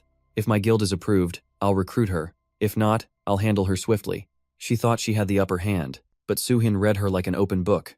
Jen-gu couldn't hide her growing unease. This time, Suhin made his move, confessing his love for the night, and for her. Lifting her chin, he whispered a warning. A soft reminder not to do anything foolish. Their late-night talk ended peacefully. The next morning, Suhin gathered the kids for an important announcement. First, he presented them with magic pouches, a reward for their hard work this past week. Inside were razor-sharp weapons. They fit their hands perfectly, and they practiced a few moves to get the feel. Seeing their dedication, Suhin used his own savings, and the funds they provided, to purchase the gear. He tells them to gear up and pack their bags. Then, meet in front of the inn, and look innocent. The three were still clueless. They thought it was time for more training, or maybe even a long nap. The break is over. Suhin remained calm. Today, their journey to the Darkwood Forest dungeon begins. The group quickly reached the border. A guard stood watch, confirming their player identities before granting entry. The guard wished them a safe journey. Inside, the team followed a winding path.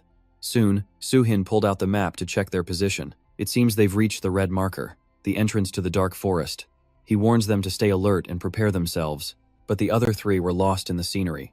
It looked like a movie set, gazing into the deep ravine. Dudong figured there'd be no light inside. It would be pitch black at night, and Hun was already getting nervous. They needed a safe place to camp. With his experience, Suhin scanned the area and spotted a patch of trampled grass. It was clear someone had passed this way. But when they came through the north gate, the area was empty. So, who were these mysterious travelers? To be safe, Suhin immediately activated his wide area tracking skill. He scanned for any human presence. Seeing him motionless, Dudong grew worried, but Anson quickly stopped her. Anson signaled for silence. He's using his tracking skill. They had to wait. Dudong was surprised. Isn't that a skill for archers or assassins? The skill is less effective for other classes, but she'd heard it was still possible for them to learn, if they had enough experience, or were formally trained. This only deepened her confusion about him. Suhin learned both mana release and tracking at the academy, but there was no time to be amazed. Suhin found something. Another party passed through here. About 2 or 3 days ago. 5, maybe 6 people. He couldn't tell if they were here on purpose, or simply lost, but their tracks showed clear direction. Their leader's pathfinding skill was sharp. He could tell just from the footprints. And Hun was in awe of his skill. Dudong was more pragmatic. It meant they weren't alone in the forest. With so few clues, Suhin couldn't be certain. They definitely left tracks entering the forest, but there were no signs of them leaving. They might have found another exit, but it's more likely they're still here. Or worse, they might all be dead. Suhin reminded them again. They were deep inside the forest now. Everyone had to be careful. Suddenly, a savage roar echoed from both sides. They were ambushed. Monsters were closing in. He ordered them to activate their perception skills, prepare for battle, get into formation. Suhin placed Anson between the other two to cover their rear. But Anson just blankly asked for a repeat, infuriating Suhin. Suhin snapped. Don't make me say it again. Get in position. Activate your perception and prepare the suppression chant. They sprang into action. Anson closed her eyes, focusing on the chant. The others took their defensive stances, waiting. It was time. Suhin drew his blade, activating his close combat sword skill. Something moved near Hun. It lunged with blinding speed. Before Hun could even see its shape, he instinctively dodged aside in a panic. Suhin commanded, "Don't dodge, deflect it." The creature turned on Dudong next, slamming hard against her weapon. Suhin yelled again, "Don't dodge, you have to block it." A razor-sharp tail shot towards the chanting Anson. The shout made Anson flinch and open her eyes. She froze, staring wide-eyed at the monster lunging toward her. The situation grew dire. Suhin grimaced in frustration. The liability. Anson had stopped her chant. He couldn't wait any longer.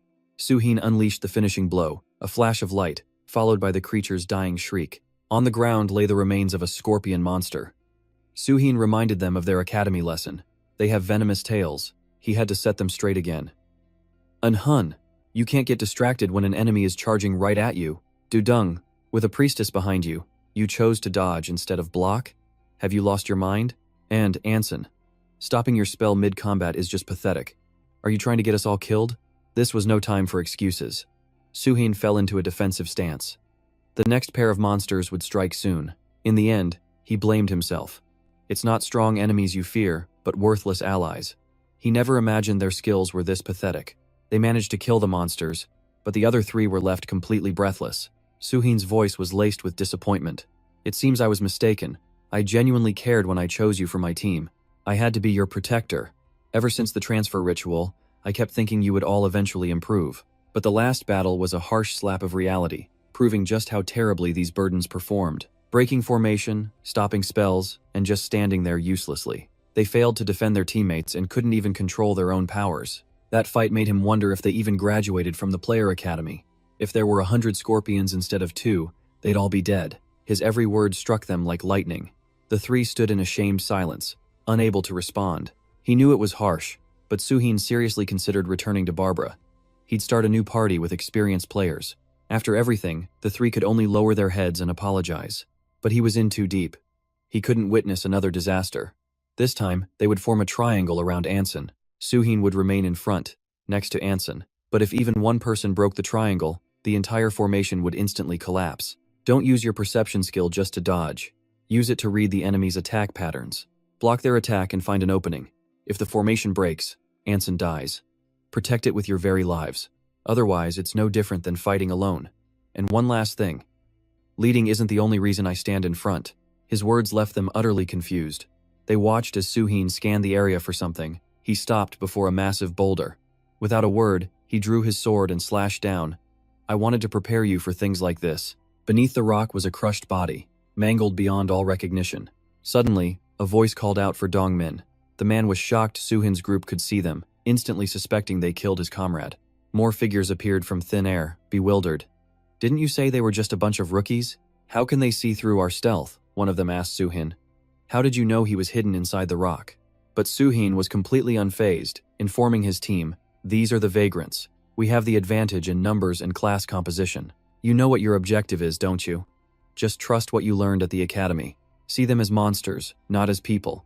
Show no mercy, and kill every last one of them. Normally, Anson would freeze in fear, which only excited their opponents.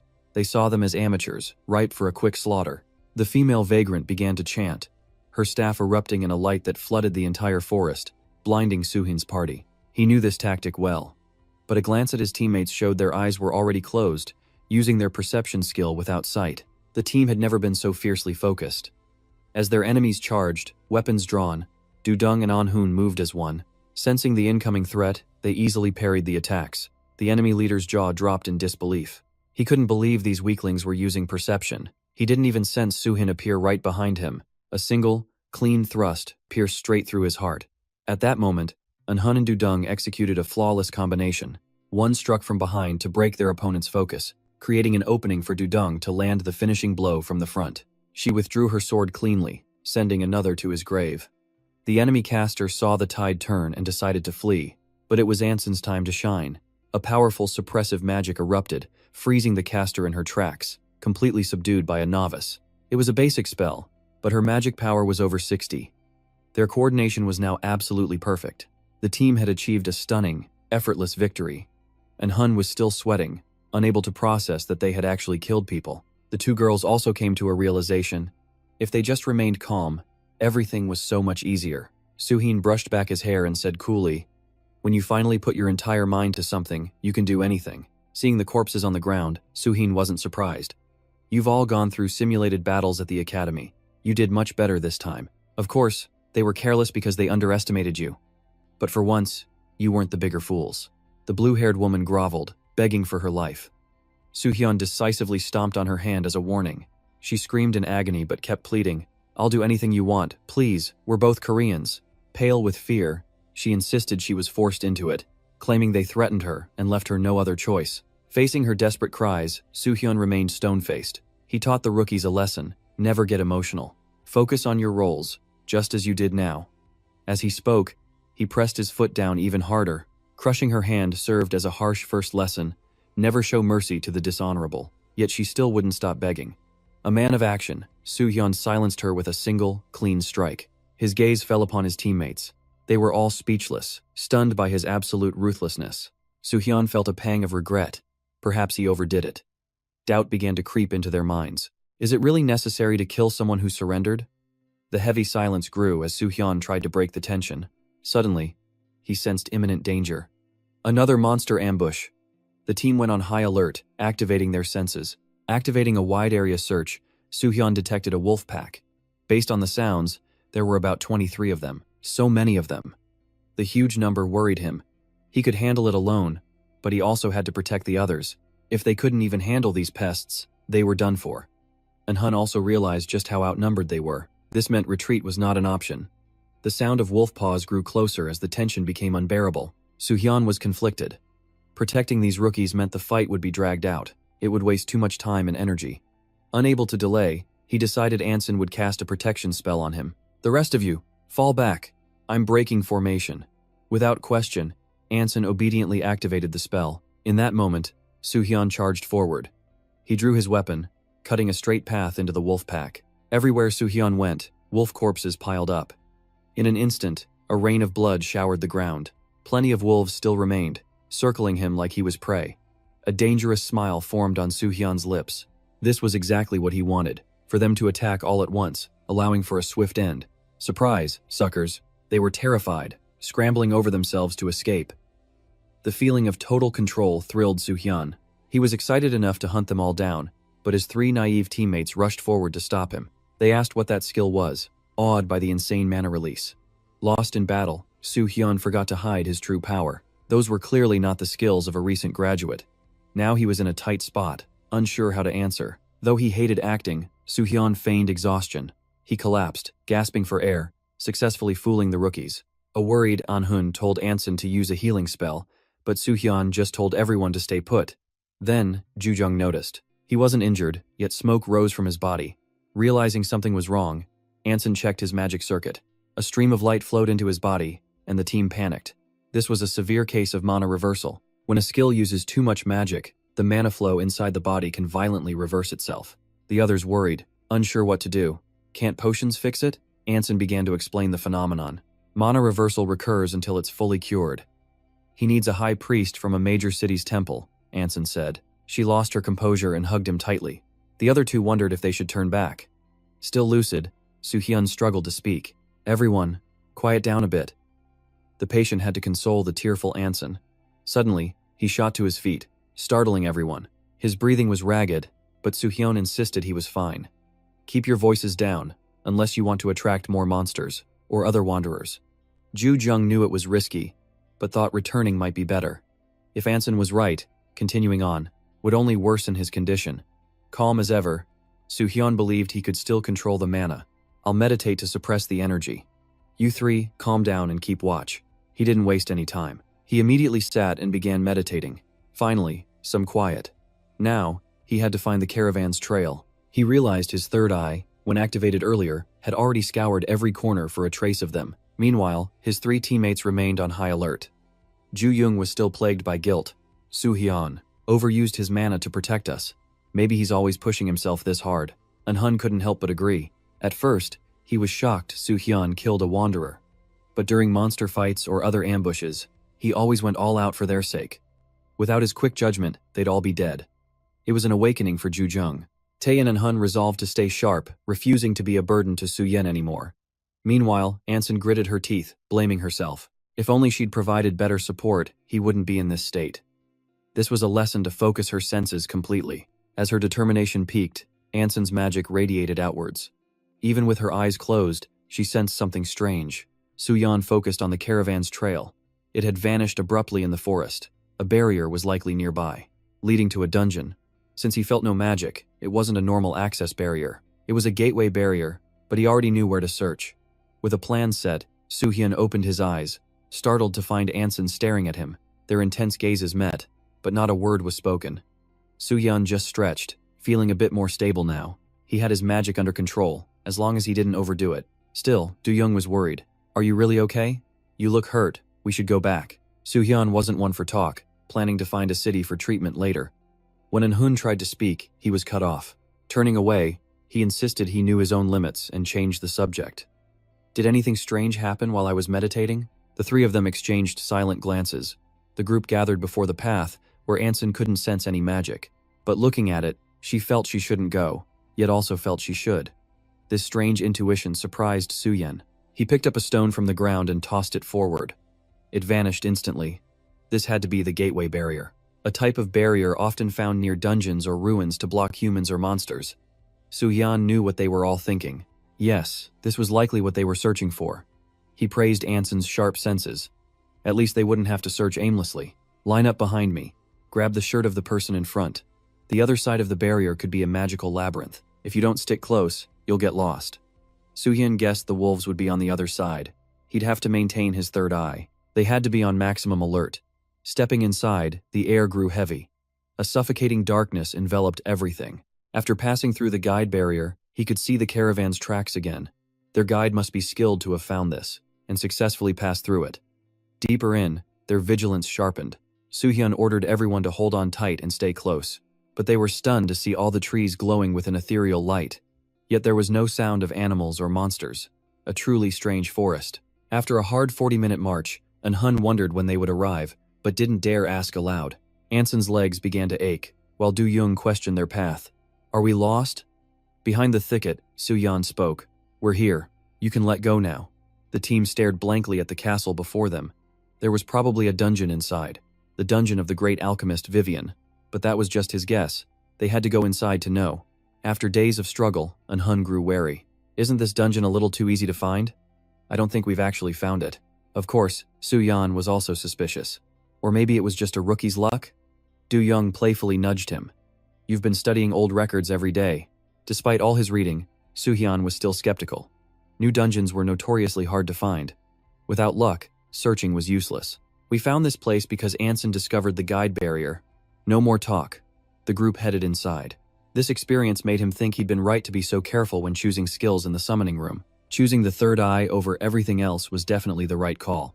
Otherwise, he never would have found the barrier or the caravan's tracks, or even found his way through this forest. The three kids were still in awe.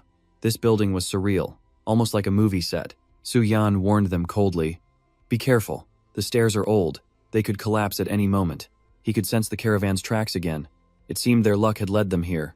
Just opening the door left the three kids speechless. The inside was unbelievably massive, but completely empty. As the veteran, Soo-yeon was only focused on finding the true dungeon entrance. "We need to split up and find the entrance." They each searched a corner. Nothing upstairs, nothing under the carpet. Do-young suspected someone had already looted the place. Hearing Soo-hyun say a caravan came first made sense. Soon after, she excitedly called everyone over, boasting she'd found the secret base. This was likely the entrance to the underground dungeon. An-hun teased her. "You're too old to call it a secret base." Though uncertain, Soo-yeon decided to open it since they had no other leads. Three heads peeked down curiously, only to gasp in horror. It was pitch black below. They couldn't see a thing. When things got tough, Soo-hyun took charge. He'd go down first to check for safety, and the others would follow. With no rope, he risked the jump. It seemed safe enough and not too deep. "Be careful," and jump down slowly. Next was An-hun, who landed perfectly. But when it was Do-young's turn, disaster struck. She sprained her ankle on the landing and cried out in pain. Only timid Anson was left above. "Okay guys, get ready to catch me," she called, then mustered her courage and jumped. But the two below were still lagging, staring up blankly. They just watched as Anson landed face first on the ground. "Didn't anyone catch me?" Anson groaned in pain. A bright light flared from the staff, stunning everyone into silence. They quickly urged Anson to get up and slowly move toward them. Confused, she felt herself step on something. It was a decaying corpse.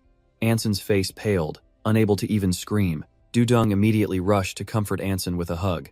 Meanwhile, Soo-hyun stepped forward to examine the scene. Could this be from the party that arrived before them? Judging by his gear, he was an archer. Was this archer the guide for his party?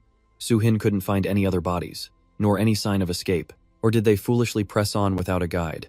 They were either insane, stupid, or simply blinded by ambition. Seeing another body shook An-hun's resolve, making him want to retreat. But now was not the time for cowardice. Soo-hyun scolded them. "It's only one body, so why the panic? Remember how excited you all were just moments ago? And now you act terrified. You must face it. This is the reality of Hornplain. The dead are scattered everywhere in these lands. Dungeons like this are certainly no exception. Death is a constant risk outside the city walls. They worked too hard to find this dungeon to turn back now. Return to the start? And let another party claim this prize?" His sharp words were enough to silence all three of them. The discussion was over. Everyone returned to their positions. Use your perception, or you'll end up just like him. After calming the rookies, they continued deeper inside. Before a gate, they sensed a monster had been there recently, but there were only traces, no corpse. The traps had also been sprung. Could the rest of that party have passed through here? It was highly likely. Sensing something suspicious ahead, Soo-hin decided to check it out. Stay focused and follow me. Just a few steps later, Soo-hin heard human voices. He signaled for the others to quickly come and see. Had they all perished before even getting inside? As he ran, he thought that maybe, just maybe, there was still a survivor. If so, they could finally get some answers. But upon arriving, they found just one man, face down, clinging to life. He'd used magic to stay alive, but was too weak to speak. Soo-hin could use an elixir, but first, he checked the player's info. His name was Park Nam-hun, a common class priest. But then Soo-hin realized, where was the man's lower half? Was he truly alive? It seemed he was still conscious. Soo-hin needed to know more. Why was he alone, and what happened here? Seeing his pathetic stats, even at level 54, showed how weak he was. Soo-hin decided he wasn't worth an elixir and began a harsh interrogation, but the two girls behind him frantically wanted to save the man. As a red potion was offered, Soo-hin shot them a judgmental glare. How could this possibly save him? He was cut in two. Soo-hin had to extract information before the man died. They shouldn't waste a potion like that. But Soo-hin's heart softened as he administered the potion, continuing his questions. What madness brought him here without a guide? But before he could utter a word, the man's life finally gave out. He clearly knew he wouldn't survive, so why use magic to prolong his suffering? He must have used his last strength to escape a trap. Then he gripped Soo-hin's hand as if pleading for help. Betrayed. Kidnapped. With his last breath, he begged him to save his team, and then he was truly gone. With these few clues, Soo-hin's mind began working at full capacity. The dungeon master was likely responsible for this. Meanwhile, An-hun and Du-dung bickered over the term, shattering Soo-hin's focus. It seemed they fell into the dungeon master's trap. This one was betrayed by his own friends, and the others were taken. That's why he was pleading for help. From the clues, Soo-hin deduced the first corpse was definitely their guide. It was impressive they got this far. But no matter how skilled, a player cannot survive in here without a guide. The archer likely tried to escape alone.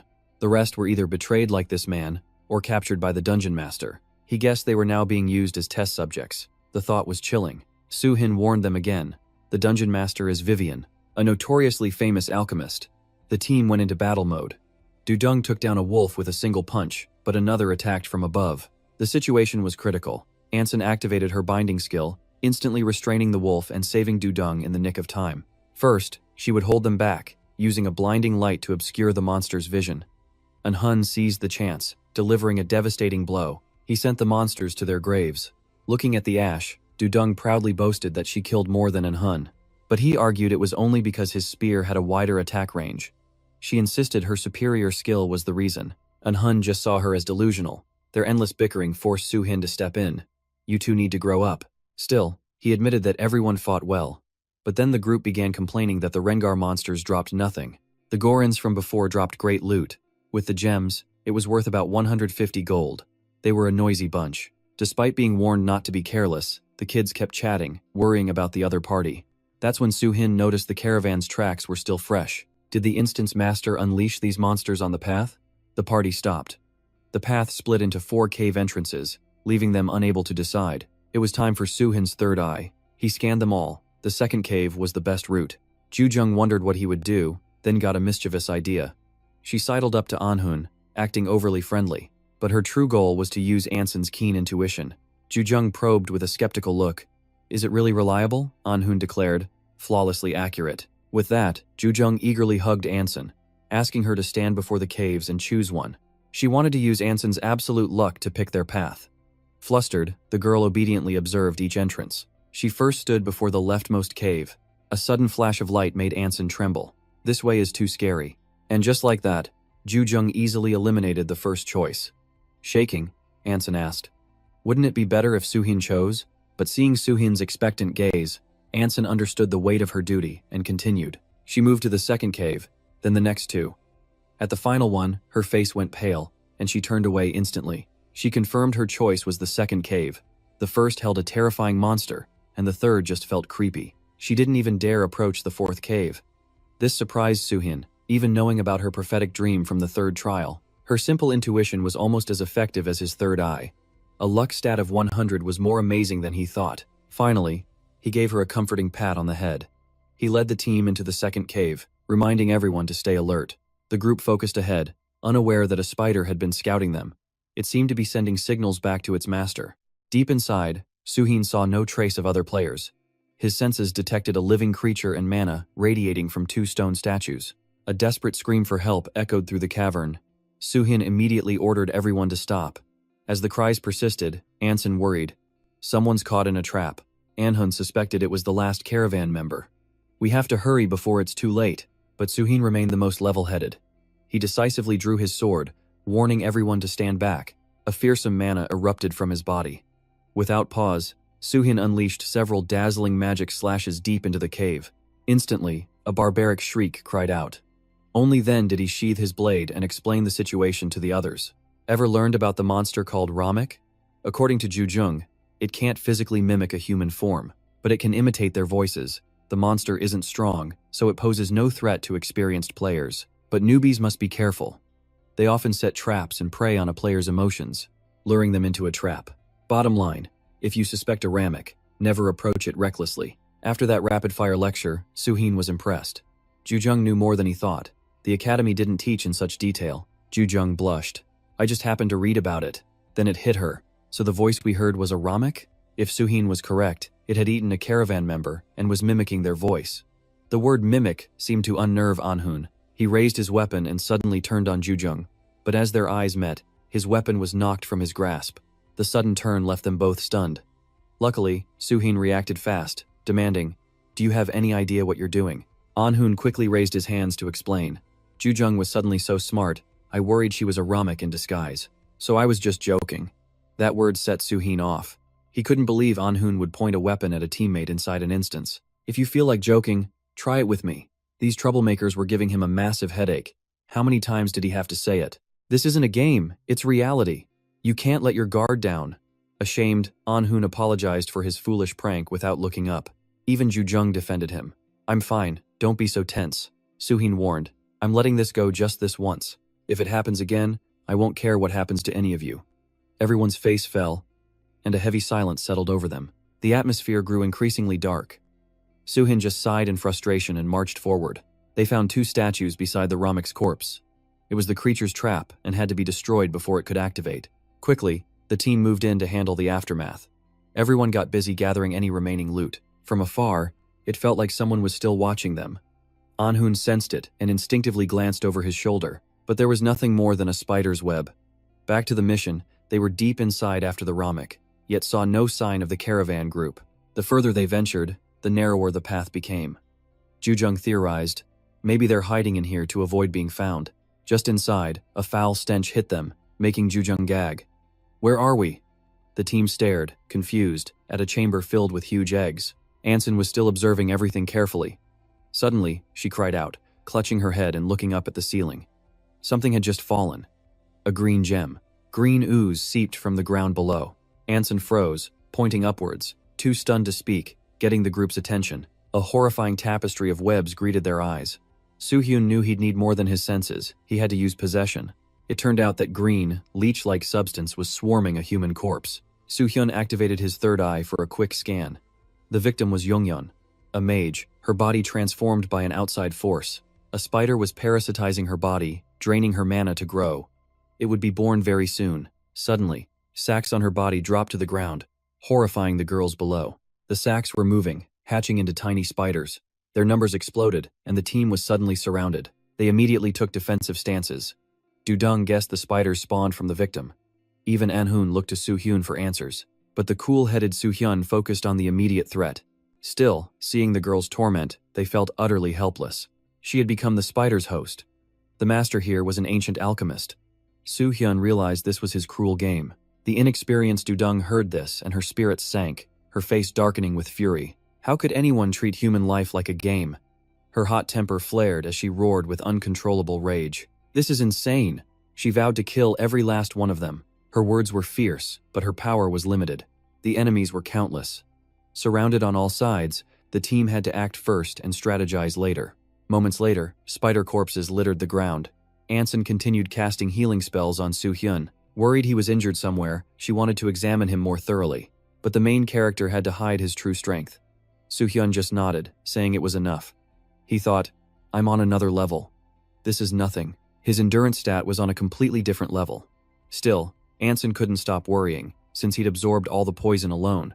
This could go on forever. Soo-hyun quickly changed tactics, showing his torn shirt. The wound looked bad, but he insisted he was fine. He told her not to waste her mana on him. Just help me put this in my bag for now. Knowing she couldn't persuade him, Anson sighed and complied. After the monsters were gone, Eun-hun still looked worried.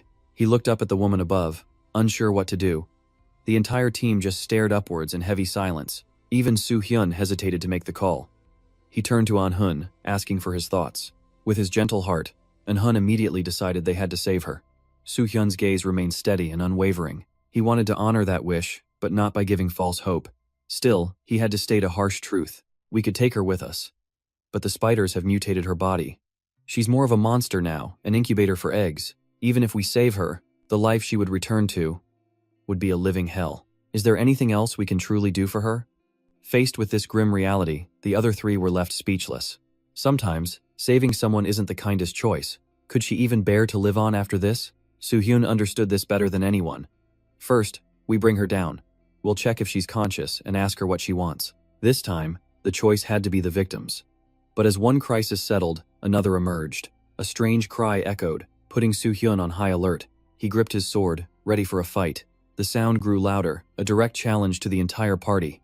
Her hot temper flaring, Du-dung yelled out, "Who's there? Show yourself. Stop playing these childish games." Just like a true delinquent, a dark void opened before them, filled with maniacal laughter. A voice taunted, "Here I come." Unable to identify the threat, Soo-hyun simply warned everyone to stay sharp and be ready. It seemed the dungeon boss had finally appeared. This master loved games, even making strange noises before laughing wildly. They thought the source was far off. The team looked up, stunned. Everyone froze as a shadowy figure emerged from above. It flashed a sinister smile. "A pleasure to meet you, my new prey." It was a woman fused with a giant spider. She grandly introduced herself as Vivian, proudly taking credit for all the chaos. "Daring to enter my domain so brazenly, you'll make fine food for my children." Just like those two at the entrance. One kept rambling about divine judgment, so I tore him apart.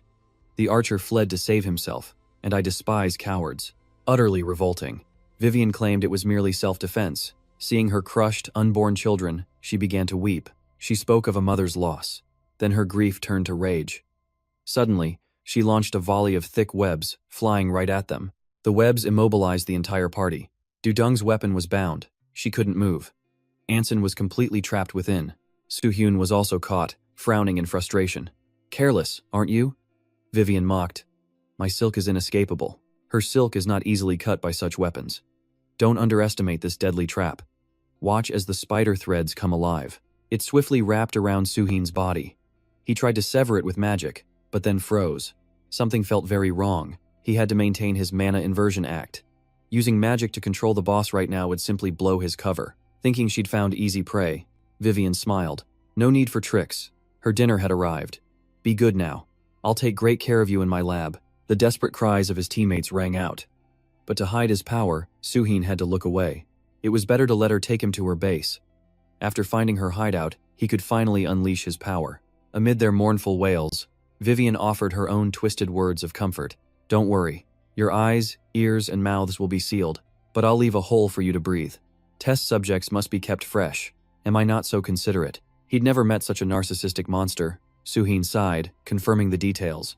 "So everything except the nose is sealed shut?" "Of course." Vivian was no fool. "All 5 senses except for smell will be completely blocked, so don't dream of knowing your location." Seeing the 4 of them wrapped up like cocoons, hopeless, Soo-hyun made his call.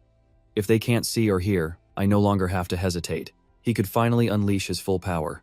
Meanwhile, Vivian was gleefully carrying her spoils back home. Suddenly, her smug smile vanished, and her eyes went blank.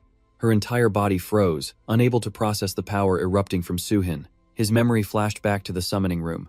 After the ritual ended, Soo-hyun was overwhelmed by all the skills he could choose. His eyes suddenly locked onto one point. He felt the Supreme Angel staring at him, making him uneasy. Did she want to say something?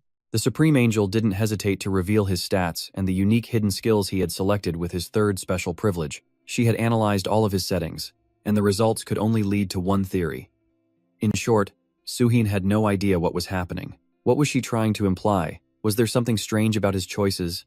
Though her face was blank, the Supreme Angel could see it all. "You have a deep understanding of skills and stats that surpasses other players, as if you possess foresight or have long battled in this Horn Prince. Being exposed so directly, Suhin's words caught in his throat. Right then, he thought that even in the past, Seza was still Seza. He tried to gauge her reaction.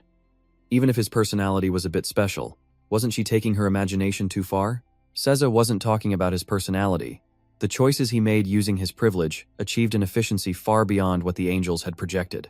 Without years of direct experience in Horn Prince, this would have been impossible. The Supreme Angel's reasoning was absolutely flawless. Suhin chose based on information about players he knew from his past. But everything Seza said was pure speculation, without any proof. Suhin knew she couldn't take back the privilege he was given. So why the tense face? Seza was just idly guessing his true purpose. You don't have to worry about using your privilege. Annoyed at being analyzed, Suhin told her to stop guessing. Seza paid him no mind, emphasizing the fourth privilege, body modification, the ability to alter his body once, at will. This body modification was crucial for his plan to succeed, and to get the final, vital, fifth privilege. When it came to a major overhaul, Suhin just wanted a simple tattoo. He didn't even need the catalog, deciding on the ancient shamaness's incantation. Its location would be right over his heart. The ancient shamaness's incantation was different from normal magic-enhancing tattoos. It was a support-type tattoo. It regulates and guides the flow of mana effectively, while also preventing a mana explosion. With that same judgmental gaze, Seza quietly muttered to herself, "The heart again? The ancient shamaness's incantation?" Of course, there was no problem. She quickly confirmed the player's request. She began programming the system to perform the body modification. A magic circle then appeared, glowing right before Suhin. It slowly approached and entered him, wrapping directly around his heart as if to become one with his body. His body changed in an instant, a faint golden light glowing from his chest. Suhin instinctively put a hand to it. Though his magic suddenly surged, it stabilized immediately. This was the power of the incantation. For now, everything was going to plan. Suhin offered a polite compliment. Not bad at all. He was anxious to know if he could use the final privilege right away. With that same emotionless face, Seza asked him to make his final choice. But when she heard the name Hazyong come from Suhin's lips, Seza's eyes immediately shot wide open in shock. For a moment, Seza was completely speechless, not moving at all, just staring dumbfounded at Suhin. That gaze was judgmental and a little chilling. Suhin dodged her soul-piercing stare. Why the sudden silence? Had he been found out? After a moment of intense mental processing, Seza finally spoke. "I see. The ancient shamaness's incantation on your heart was to receive the fire of Hazyong. Human creativity is truly incredible." Before fulfilling this request, Seza still wanted to know more. How much did Suhin know about the flame of Hazyong? The question seemed utterly redundant. Suhin put on an incredibly innocent face. "Well, it can burn everything, can't it? Let me enlighten you, sweetie. Hazyong's fire is also called the Eternal Conflagration. It is also known as the most destructive fire in all of Hell. Hazyong literally means God of Fire, but in Horn Prince, it is understood as the crystallization of fire. The divine flame, a legendary power that incinerates all existence. This was the source of Vivian's utter terror. She was in disbelief. That flame devoured her threads, proving it surpassed even Hellfire the strongest flame mortals could wield. In raw destructive power, it was more terrifying than Voidfire, the ruling flame from the final layer of the 8 Hells. With this display, it was clear Suhin was on another level entirely. He shattered the restraints, his icy glare, a silent declaration. This was the pure flame. Seza quickly recited his stats. Endurance 93 and mana 90. The success rate for integrating Hae-Rei-Ong's flame was just 21%. The chance of failure was 58%. Even with high stats, success was a long shot, and his vitality was only 78. Failure meant losing everything, becoming powerless. She urged him to face reality, but Suhin was fearless. Success was his only option. He needed Hae-Rei-Ong's power specifically, not just some other skill like the ancient shamanesses. His privilege let him choose any item below X rank. But since when was Hae-Rei-Ong X rank? Facing his look, Seza summoned a fire orb, confirming it had always been this way from the beginning. The power was innate to Hae-Rei-Ong, but unobtainable. For game balance, its rank was lowered to S, but the danger remained absolute. Before she could finish, Suhin cut her off, his patience gone. His decision was final. He wanted Hae-Rei-Ong's flame now. Knowing he was unstoppable, Seza tossed him the fiery orb. Even if he succeeded, she knew he would one day regret it. Suhin eyed the orb, and without a second thought, swallowed it whole. The flame merged with his being. Hae-Rei-Ong was finally his. His body reacted instantly. An intense heat scorched him from the inside out, drenching him in sweat. Unspeakable agony seized him, and he collapsed. He clutched his chest as his very veins felt like they were exploding. The ancient shamaness's incantation could ease the pain. But even as the terrifying flame engulfed his heart, Suhin gritted his teeth and endured. He didn't want to own this power, but to become a worthy companion and borrow its strength through sincerity. He roared his plea, begging He Rayong to test his body and judge his worth. Within the inferno, a consciousness began to stir. Suhin pleaded again, asking if he was worthy to be its partner. "Judge me yourself, and give me your answer." Less than a second later, his chest heaved as if something would burst out. This searing agony was He Rayong's response. At last, he had successfully awakened the divine fire. Curious to test him, He Rayong didn't hold back. The flames surged, engulfing Suhin's entire body. It felt like his mana circuits were being pierced. No, he realized. The flames were incinerating the impurities within him. His agonized screams echoed through the chamber. From above, Seiza could only watch, speechless. This was the price for seeking absolute power. The flames in his arm alone brought the agony of death and rebirth. Suhin's face flushed crimson, about to ignite, as a desperate scream tore from his throat. But He Rayong had only just started with his arm. Next came his legs, a warning to welcome the death flame. Suhin could only shut his eyes and endure. Instantly, the fire shot down the circuits in his legs. Every inch it traveled felt like an internal explosion. His body, completely drained, sprawled on the ground as he gasped for air. But He Rayong offered one last chance to quit before it ascended to his head. His determined gaze was the only answer needed. He Rayong mused that perhaps this human hadn't fully assimilated yet. To continue could mean certain death. Through the agony, Suhin ground out his words. He would never stop. "Don't you dare underestimate me."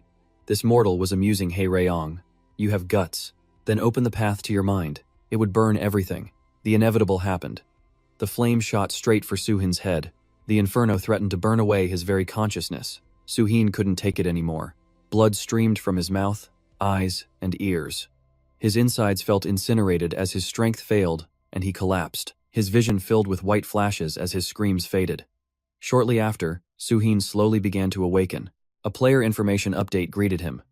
His body ached too much to move, but he was lucid enough to know the trial was over. At last, the eternal flame, He Rayong, resided within his heart. His assimilation rate had reached an absolute 100%. Not only that, all impurities in his body were incinerated, permanently increasing his vitality by 2 and mana by 6. Suhin could feel his scorched mana circuits rapidly healing, thanks to the incantation of the ancient shamaness. Furthermore, his mana flowed more smoothly than ever. Was this the result of He Rayong's purification? But all power comes at a price. This time, Suhin's body had endured a trial that pushed him far beyond his absolute limits. The cost was 10 permanent stamina points. Even expecting it, Suhin couldn't help but wince in pain. But now, he possessed the Black Dragon. Meanwhile, Vivian sensed the approaching danger. She launched a stream of green fluid straight at Suhin, cackling with glee. "I wasn't planning on killing you, but you just had to make me mad." Her laugh died in her throat, her face draining of all color. Suhin stood there, untouched, wreathed in dark flames. He was ready for round 2. The flames of darkness possessed a divine power. A spider's pathetic poison was nothing to him. Surprised, old hag? Vivian couldn't believe this unassuming man was immune to her venom. Her only option left was to lunge forward with her razor-sharp claws. She went for a physical strike, but he remained unnervingly calm. With a simple kick, he sent out a sharp arc of fire, slicing clean through both of her legs. A single, effortless move took Vivian's legs. Suhin placed a hand on his hip, striking a cool pose.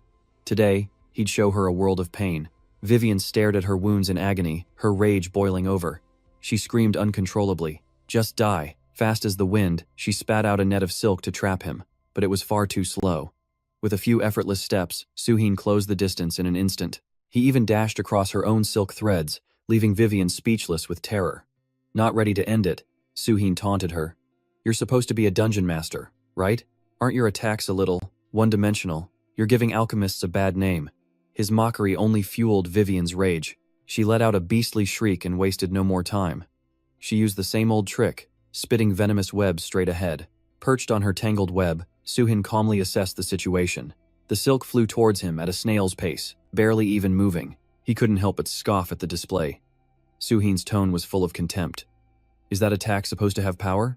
Don't you have anything better?" Vivian was furious, but a seed of fear was planted. What kind of monster was this human? Especially his flames. They weren't normal magic. Realizing she was outmatched, Vivian chose the best strategy: run. With a sideways glance, she turned and fled for her life. If you can't win, you run. She ran headfirst into the darkness to save herself, knowing she was no match for Suhin. Where are you rushing off to? You might trip, or run right into me. Suhin grinned, giving chase with his weapon ablaze. He flashed a brilliant smile. Let me join you.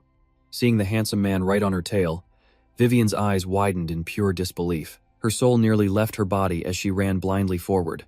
In her haste, she lost her footing and tumbled helplessly to the ground. The pathetic sight made Suhin pause for a moment. How utterly ridiculous. He'd never seen a spider slip and fall from its own web before. Only then did he notice another figure. A girl was stuck to the spider, and they had fallen together. He could hear her faint, desperate moans. This piqued Suhin's interest. He leaped down to investigate, landing flawlessly. Vivian panicked, her mind racing. Damn it, what now? She had to find a way to escape. Glancing at the groaning girl, a sly grin spread across Vivian's face. Suhin was only human. A hostage would be perfect. Take one more step, and she dies. She knew how to exploit human weakness. For a moment, Suhin froze, staring at the pathetic, innocent girl. He hesitated. Her eyes were filled with despair.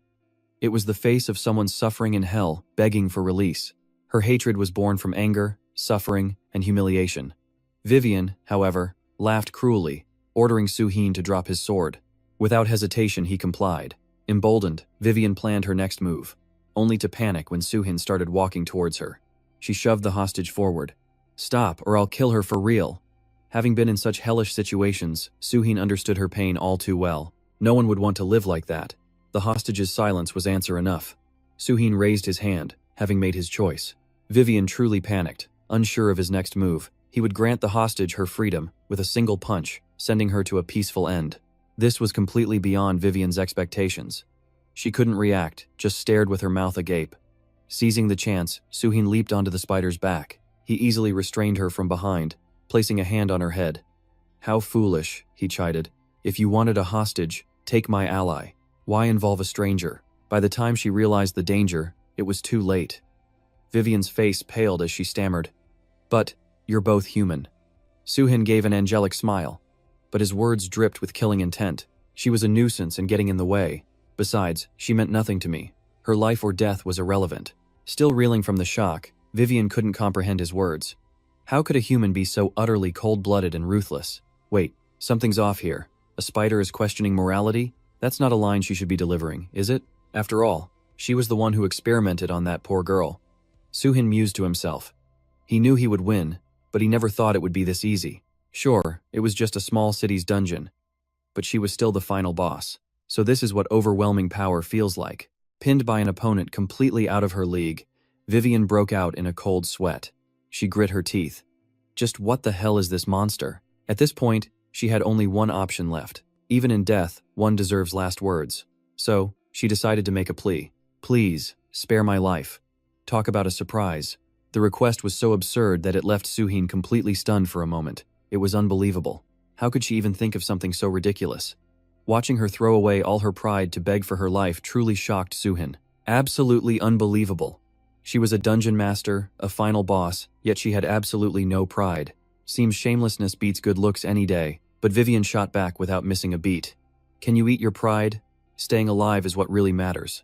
The more he listened, something felt off. Why was he hearing this from a monster? It sounded strange. Was it giving up the fight? Vivian wailed pathetically, promising to release all his comrades. She even swore she wouldn't harm anyone. Again. With nothing left to say, Suhin felt something was missing. The dungeon boss was giving up this easily? It was too weird. He decided to fight a bit longer, then let her win. But she wasn't crazy. She knew he was on a completely different level, compared to anyone she'd ever faced. Her instincts screamed that attacking him meant a swift death, with no chance to fight back. And that chilling fire he wielded was terrifying. Her words hit a nerve, making Suhin pause. It seemed a monster's intuition could be scarily accurate. He was just about to test his Hellfire's power. Realizing words weren't enough, she began to offer him tempting goods, just to spare her life. Material items spoke louder. Suhin heard there were valuable things for the taking. He immediately responded. Sensing his interest, she saw an opening and played her ultimate trump card. After all, why else would humans come here, if not for her treasures? Not getting a response, she grew anxious and tried again. Suhin reluctantly put on an annoyed expression. He wanted to hear what she was offering. It better be worth more than your life. Seeing the roaring flames, she pictured herself becoming a roasted spider. Vivian frantically promised him everything she owned, pleading with him to put out the fire. Your comrades are alive, so don't worry. First, let me take you to my workshop. See if you like anything there. If you do, maybe you'll spare me? It was a show of good faith. Suhin quickly agreed to follow. Moments later, they arrived at the workshop. For a second, Suhin felt a strange sense of familiarity. Could this be the workshop of the great alchemist, Vivian? At a glance, the room looked empty and plain. It was rather simple. Suhin was disappointed. It wasn't what he imagined. Maybe because it was in an old castle? In a corner, he spotted several cocoons. Those had to be the members of the caravan. Vivian's voice broke the silence. She excitedly got his attention, showing off her wares. She'd brought out all her treasures that were useful to humans. She had other things, but he probably wouldn't need them. With bundles arranged, she waited for Suhin to inspect them, hoping he'd like her offerings. Her will to live was truly powerful.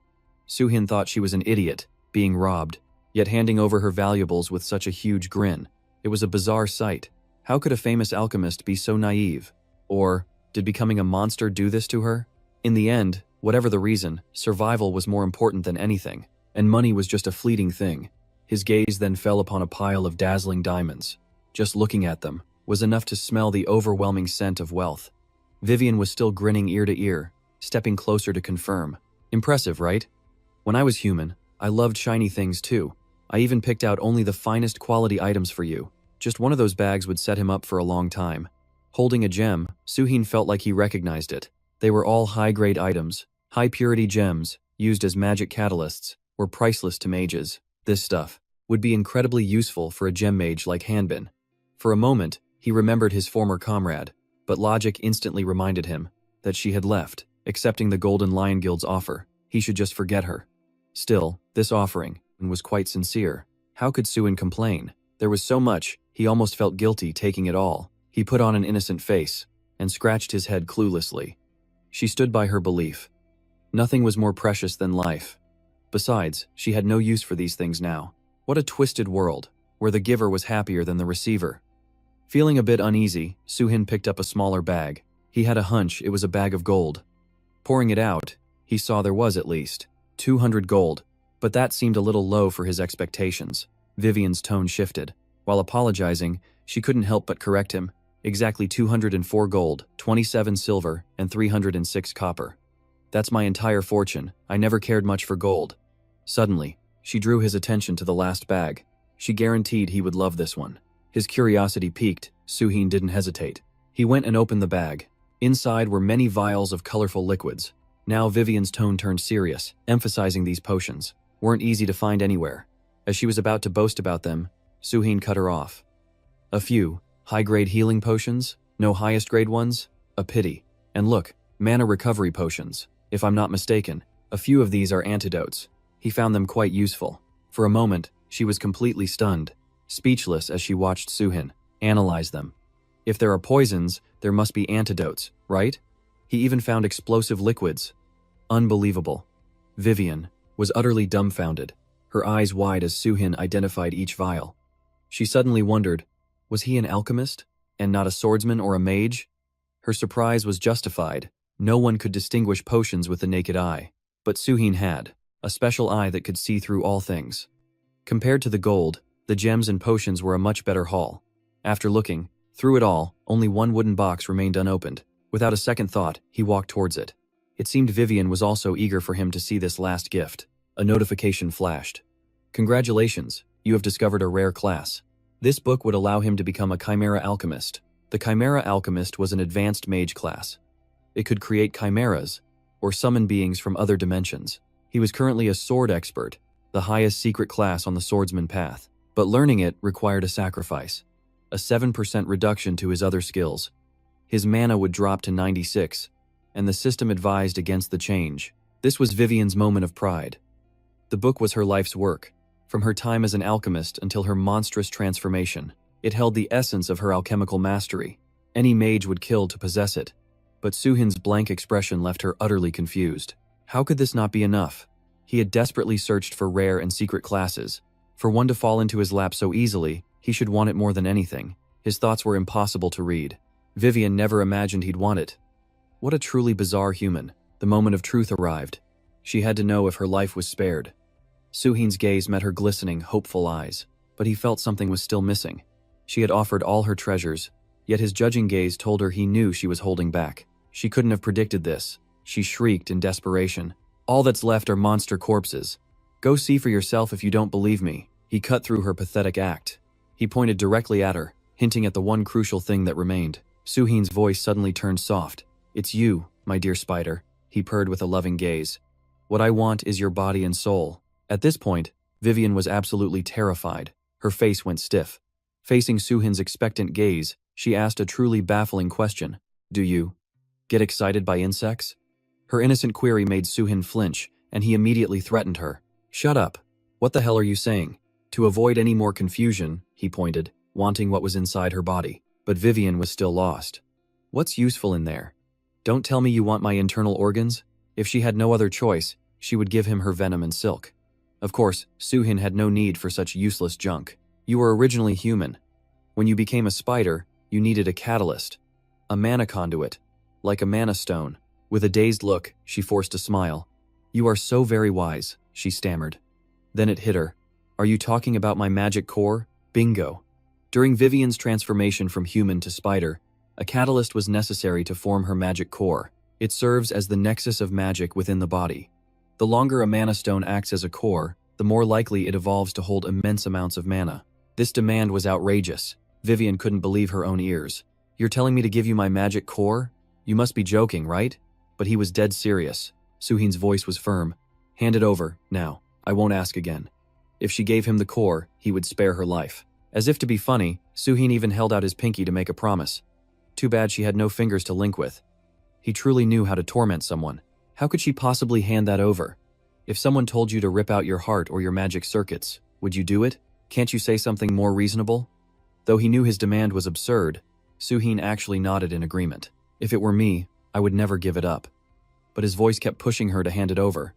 This was a fate worse than death. Vivian resorted to whining and screaming. I don't want to. But Suhin was always rigid and didn't care what she wanted. If you want to live, you'd better spit it out now.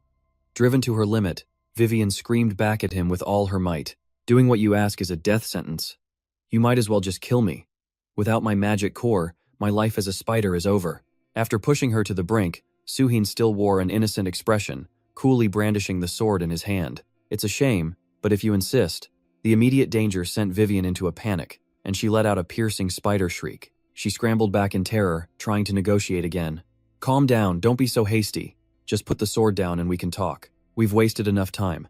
I'll say this one last time. These items, and your magic core, I'll take them, in exchange for your life. Cornered, tears streamed down Vivian's face. The game was tragically over. If I give you this, I will die, she begged. Take everything else, please. She kept trying to bargain, but Suhin was too firm. Her words were useless.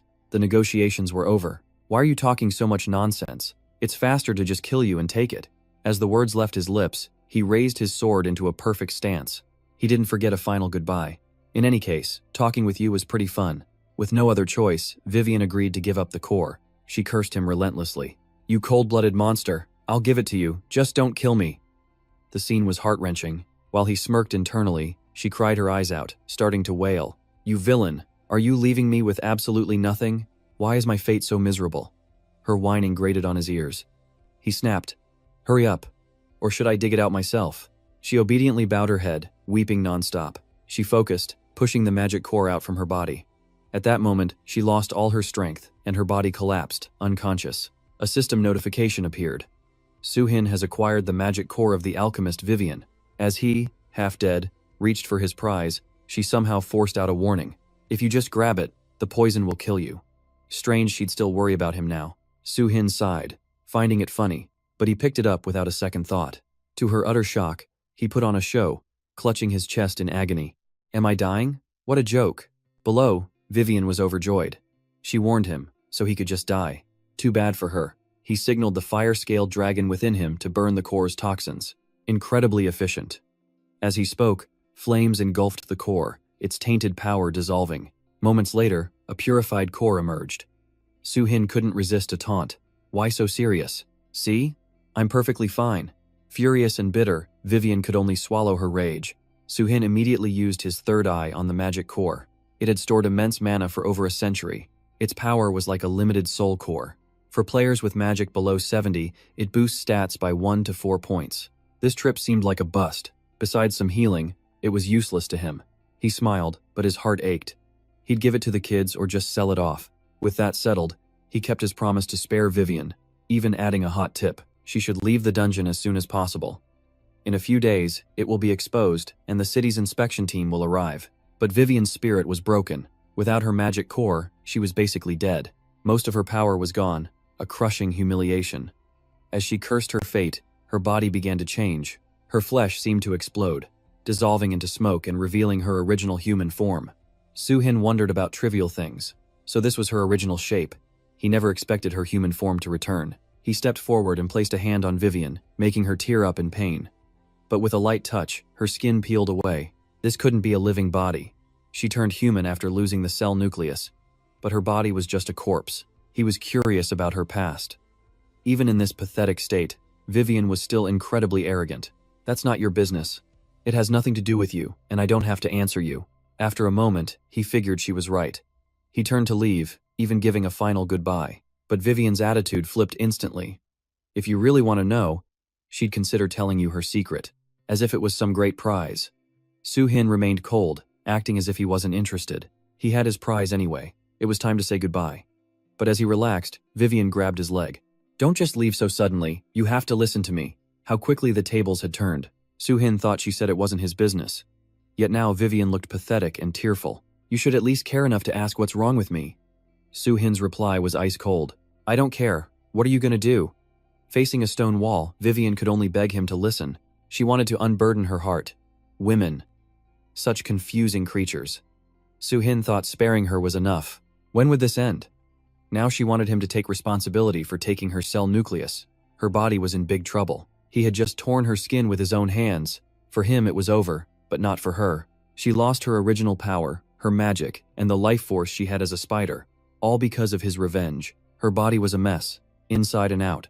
So she demanded he take responsibility.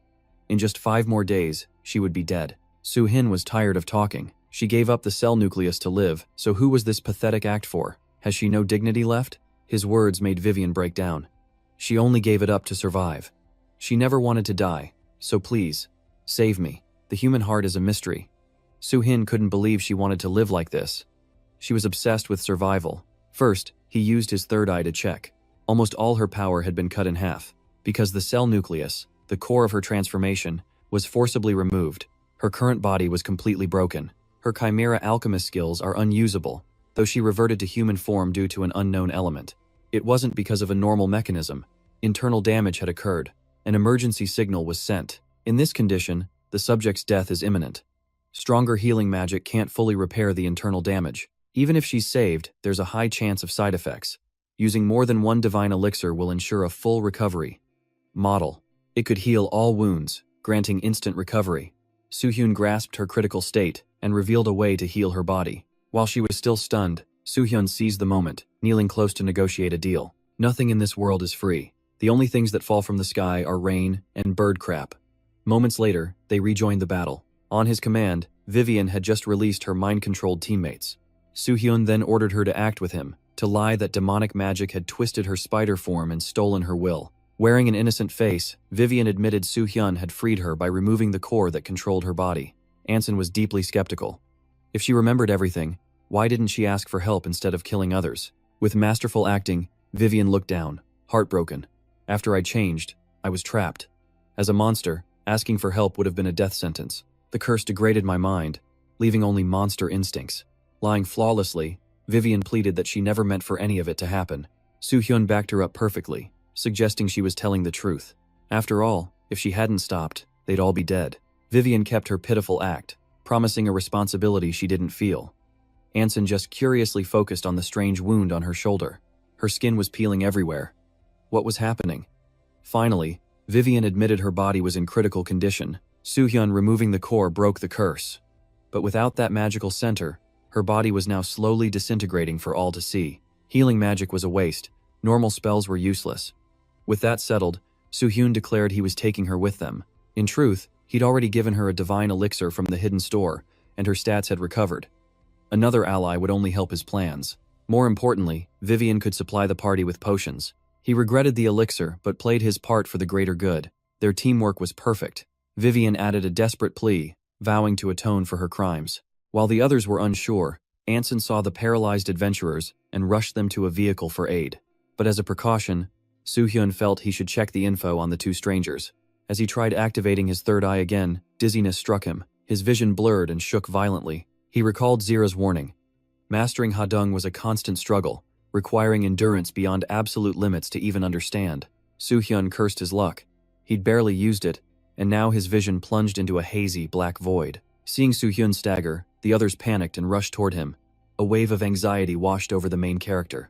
He had to use a latent power he thought was redundant. He almost passed out right in front of the dungeon's sub-boss. This was no time to worry about his pride. Vivian's startled face was the perfect cover, an after-effect of mana reversal. He reassured them he was fine, urging them to get the others back to Miyun quickly. Soon, the group returned to the city, resting at the Gentle Maiden Inn. This trip had exhausted them all. He had been the silent carry. While carrying a stranger on his back, Soo-hyun had to listen to Soo-dung whining for a reward. He immediately turned, pushing the person toward her. "Here's your reward. You can study her." The group would get 2 rooms and then eat. Everyone worked hard, so eat as much as you'd like. He handed a pouch of money to Anson to manage the group's expenses. Use this to eat, rest, and recover your strength. He and Vivian had to leave for her treatment and to file the expedition report. When the younger members offered to tag along, Soo-hyun immediately shut them down. "I have to file paperwork and run some errands. It'll take too long. It's faster if I go alone. Besides, all of you are covered in dungeon filth. Go get cleaned up and rest first." After that, no one dared to argue. Anson just called out, "Hurry back!" Once they were away, Vivian's cheerful facade dropped. She didn't get it. "Why do you have to care for them? You're not their mother. They're grown up but just follow you," chirping annoyingly. "You're too soft on them," Soo-hyun replied, his tone half joking. "For now, I'll spoil them. But sooner or later, I'll have to cut them loose." His demeanor switched in an instant. Vivian was impressed. "Do they know you're like this?" But Soo-hyun didn't care. This was who he'd always been. She suddenly grew curious. "If I followed you, would I get scolded and punished too?" It sounded like a sweet form of torture. Instead, Soo-hyun gently patted her head, comforting her weak body. The gesture left her fragile heart completely flustered. "What was that?" Soo-hyun just wanted to check her condition. "Are you any better? You can still talk nonsense." "It's the same," she replied. "No progress." At that, her skepticism returned. Could he really save her? "Waste of breath," he said. "Why would I bring you here if I couldn't?" They finally arrived at the entrance to the supply depot. Before going in, he reminded her to stay put and not wander off. "I'll be inside for a moment, then I'll be right back." As he disappeared, Vivian was left alone, facing judgmental stares and whispers. The crowd buzzed with whispers. That girl looked off. Was she injured? She was in bad shape. She was alone, drawing stares. Some were curious, but others warned to keep away as she became a spectacle of gossip. Vivian was overwhelmed by the attention. A cold sweat beaded on her brow as she stood frozen. Seeing Soo-hyun, she rushed over desperately. "What took you so long? I was waiting." He had only been gone 5 minutes. Soo-hyun noticed all the prying eyes. They needed to move somewhere more private. Once they were secluded, Soo-hyun produced a vial. He playfully asked her to guess its contents. It had to be a healing potion, obviously. A sly grin spread across his face. "Wrong," he declared. This was the legendary elixir of immortality. Just hearing the name made Vivian freeze. Her mind struggled to process what she had heard. She stammered, completely bewildered. "That can't be it." She sighed, hand on her hip in disbelief. It was the highest grade potion alchemists could make. How could his new group, Caravan, possess such a thing? No matter how special he was, it was impossible. Still, she decided to humor him and pretend to believe it. "Give it here," she demanded. This spider queen was interesting. Soo-hyun carefully poured a single drop. The red liquid instantly glowed gold. Her suspicious gaze annoyed him slightly. "Stop staring," he said. "Just drink a little and see for yourself." Though her eyes screamed with doubt, Vivian took it. After a quick sniff, she downed the entire dose at once. A true divine medicine. The difference was stark. His third eye confirmed it. The elixir worked, but only temporarily. Her stats were immense, including a monster legion command skill. Soo-hyun was shocked. Mages with magic over 90 were scouted by every guild, even with low stats otherwise. but hers had reached a staggering 92. And her other skills were a mystery. The potion's effect sent Vivian into a frenzy. She lunged for more, but Soohyun easily held her back. "Do you think I'm stupid?" He knew if she drank it all and ran, he would be the one losing out. But her survival instinct was overwhelming. She lunged again, shamelessly promising not to run. It was a pathetic sight. Soohyun pushed her back. "Calm down. I'll give you more if you promise me one thing." Vivian knelt instantly, remembering his offer from the dungeon. She would bet everything she had just to survive. He smirked. She was certainly one to go all in. Soohyun calculated his next move. He had to act while she was still weak and desperate for the elixir. A wicked grin appeared on Soohyun's face. "It's simple. I just want to form a contract." The two then headed to a nearby church. The priest greeted them warmly. He was surprised to see them, since most players went to Barbara or Can. Still, he asked how he could help. Perhaps a blessing? Or a sacred message? Soohyun gave a slight smile. "We're here for a contract. And to report a recent conquest." He remembered this sanctuary. It was a place in Han Prince where a player's power meant nothing. This holy ground was home to elders who served angels and relayed their sacred messages to the players. The priest hurried off to fetch the one in charge. If Soohyun recalled correctly, she was also a player. He heard two priests rushing out. They whispered to each other, urging to keep Soohyun there. "It's been a while since we've had a sucker. I mean a valued customer." Soohyun heard the slip-up perfectly clear. He filed that away for later. A short-haired woman, Lee In-ha, introduced herself and her assistant. She would handle the contract. With both a contract and a report to file, INHA complained they were too short-staffed. She suggested he just forget about submitting the report. She then gestured for them to follow. Soohyun was surprised. A sanctuary refusing a conquest report? This had to be the Golden Lion clan's doing. The player guards had all been sent to major cities, but to refuse a conquest report, this was exactly why people said this place had gone downhill. In a more formal room, Soohyun stated his purpose about the contract. In-ha's curious gaze drifted towards Vivian. "No extra processing is needed. Have a specific type in mind? Just give me the form," Soohyun said. "I'll write it myself." Looking relieved, In-ha had Min Cheon bring him the contract. All they needed were the details and 2 signatures. As Soohyun began to write, Vivian grew tense, breaking out in a nervous sweat.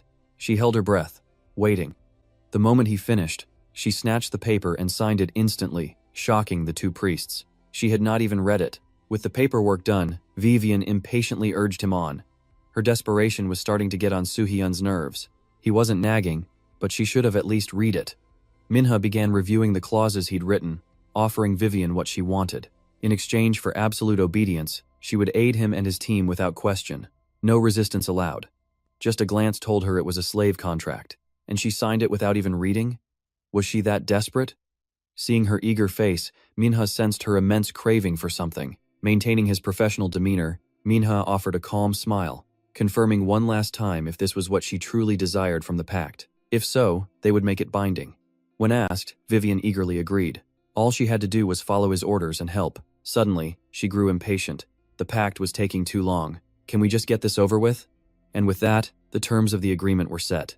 Mina served as the witness. Both sides were willing, with no coercion. The pact flared with light as Treon whispered into Mina's ear. He wondered if Vivian truly understood the pact's terms. Perhaps the village elder should have reviewed it first. Minha could only scoff. If the elders saw this, they would never approve it. A contract, this binding was nearly a top-tier agreement. They hadn't made this much coin in a long time. They couldn't have second thoughts. This was a golden opportunity not to be ruined. In reality, Soohyun was overjoyed. Giving the job to a newcomer was the right call. Now, he could fully leverage the power of this contract. Mina repeated that the cost would be set by the scale's arrow. Once paid, the pact would activate. She placed the contract on the scale. She stressed that there was no deception involved. Instantly, the arrow shot upward, totaling 789 gold, 410 silver and 216 copper. And most importantly, no payment plans. Vivian worried if he could even afford it. Soohyun paid the full amount in a flash, without a second thought. He understood the pact's true power for someone outside the system's control. That was the key. The contract was sealed, making its effects far stronger. It could even influence the target's very mind. Depending on the command, its power was akin to brainwashing. Clutching the payment, Minha congratulated him on his new slave. She handed the still-warm contract over to him. As night began to fall, Soohyun gave her the medicine as promised. Without hesitation, Vivian downed it all in one go. Instantly, her body reacted, glowing with a brilliant golden light. The absorption rate was incredible. and the effect on her was just as impressive. He wondered what it felt like to reclaim one's lost power. It must feel like plunging into hell, only to be reborn. Suddenly, Vivian's emotions burst forth in a chaotic flood. Crying out Suhin's name, she rushed to embrace him with thanks. But Suhin, flustered, dodged the hug. This was just a deal. Vivian was simply overjoyed to be human again, vowing to obey his every word. At a loss, Suhin stood stiffly as she hugged him. This couldn't be the contract's power at work. She was actually kinda cute. As night deepened, they hurried back to the inn. Vivian was still confused. Did this mean she had to travel with them now? According to the contract she signed, yes, she did. She wasn't worried about that, but she had one small concern. Was it just her imagination? Or did his friends truly dislike her? Suhin was blunt. It was because of what she'd done. It would be stranger if they acted friendly after only a few words. But, he added, they were all good kids at heart. If she was patient and kind, they would eventually warm up to her. He promised to put in a good word, so she shouldn't worry so much. With that difficult issue finally settled, she mentioned wanting new clothes, since wearing the same outfit was strange. Back at the inn, the kids were waiting for Suhin to eat dinner. How could they eat when he'd worked the hardest? Unable to argue with the stubborn kids, Suhin just told everyone to dig in. But the group just stared at the girl across from them. Had they forgotten her after just half a day? Suhin had to reintroduce her. This is Vivian. The entire group was floored. They couldn't believe their eyes. She'd completely transformed into a different person. She was utterly unrecognizable. But the naive Vivian just chattered on, completely oblivious to their shock. Didn't everyone say most healing potions were useless? As she was about to mention his divine medicine, Suhin quickly cut her off. He changed the subject, saying they went to the Holy Land, pointing their attention to the priests. The kids understood. The priests must have healed her. So you already filed the report, right? Going along with their theory, he nodded, adding that the priests lacked the manpower. So they hadn't accepted the report yet. They'd have to file it after the next subjugation. He then announced his other news. They had helped Vivian recover her strength and formed a contract with her there. The three of them immediately huddled around, curious to see it. This was a contract officially approved by the Holy Land. Vivian was now their ally, who would support them when needed. Seeing they had an audience, Suhin decided to skip the finer details. Too many people were listening in right now. All they needed to know was that she was now a powerful mage. He knew they might be suspicious, since she was once their enemy. But from now on, don't hold it against her. Welcome her as a true ally. She has already faced so many hardships. She's just become human again. So I hope you all will help her adjust. Although no one objected out loud, he could feel their cold indifference. This was going to be a difficult adjustment. Meanwhile, Ju Zhong, still clutching the pact, she gave a small smile. She seemed impressed by the clause, forbidding defiance and demanding total support. That was all she needed. A devious plan was clearly taking shape. Ju Zhong promised to take good care of her, making the other two men panic and quickly change the subject. Su Yin was curious about the others they had brought back. As far as he could tell, not a single one had woken up yet. They were still breathing, so they were definitely alive. The guys carried the man to their room, while the woman was taken to Anson and Junsu's room. The arrangements were perfect. Still, Junsu didn't get what Suhin planned for them. They had no idea when they would awaken. Judging by their equipment, they had to be mages. If their stats and party synergy were good, Suhin might invite them to join. Mages were valuable. But then, he immediately realized a critical issue. Vivian was with them now. He was worried about what she might have done to the rescued group. He would just have to wait for tomorrow. If they woke up, he would take them to the sanctuary. It seemed he was no longer equipped to care for them. He had been talking non-stop, for what felt like an eternity, until Suhin suddenly urged everyone to eat before the food got cold. A new day arrived. In the kitchen, Zengu was deep in thought about the Golden Lion clan. They were too obsessed with conquering Iron Mountain. They were getting more and more reckless, no matter how much they rushed. If they kept this up, it would be a total disaster. Suddenly, a familiar voice cut through the tense atmosphere. Is no one at the inn today? Zengu's eyes instinctively shifted to Suhin, assuming he already knew the situation. They had all gone to the major cities to join the Golden Lion clan. The only people who remained here as of today were Suhin's party. Speaking of which, she was curious about the people they brought back. They all seemed to be mages. Her curiosity got the best of her, and she began her interrogation. Where did you find such valuable people? She asked. Hardly anyone ever shows up in an area like this anymore. Zengu then let out a flirtatious comment. My dear Suhin, you really are talented. The words dripped with honey. It made Suhin a bit wary. It was just a chance meeting, that's all. Just then, she seemed to realize someone was awake from the sound of approaching footsteps. Suhin paused, analyzing the sound. It wasn't one of the kids. The owner of the footsteps quickly appeared, a blue-haired girl, gazing around in confusion. A question mark practically appeared over her head. Where am I? Who am I? As their eyes met with a spark, Soo-hin asked about her condition. He checked how the girl was feeling. Though still a bit weak, she seemed to be mostly okay. She had just woken up in this town, so her awareness of the situation was still hazy. Soo-hin confirmed that he and his party had saved her from the ancient alchemist's dungeon. Sitting right beside him, the girl introduced herself as young Hazel. She had been here for 2 years. Her class was a common rank high mage. She had given her name and class immediately, without being asked. Soo-hin's first impression was that she was polite. Not bad at all. It was time for him to activate his third eye. He was curious how this girl had the courage to enter that dark forest. But her stats were truly impressive, especially for a second-year player. In return, Soo-hin warmly introduced himself, expressing his relief that she was finally awake. But when she heard he was a rookie, Hazel was completely floored. A mere rookie cleared a dungeon all by himself? It sounded absolutely insane. Of course, Soo-hin also mentioned his teammates. They had just arrived yesterday, which meant she had likely been unconscious for at least 2 or 3 days. He keenly noticed that Hazel must be hungry, and proactively ordered food for her. While eating, Hazel seemed troubled, and finally decided to speak up. She wanted to know what happened to her other teammates.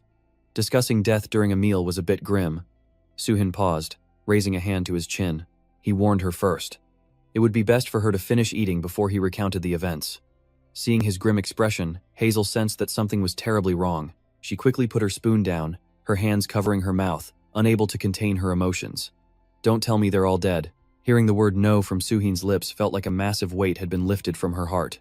She let out a breath of relief. At least one of her teammates was still alive. That was the best news she'd heard so far. She ate quickly, preparing herself to listen to the full story. The 3 of them talked intently, so much so that time passed without them even realizing it. Meanwhile, Zengu stood by, eager to catch some news from the dungeon. Soo-hin summed up the tale. He got to the part where they left the conscious survivor and continued deeper into the dungeon.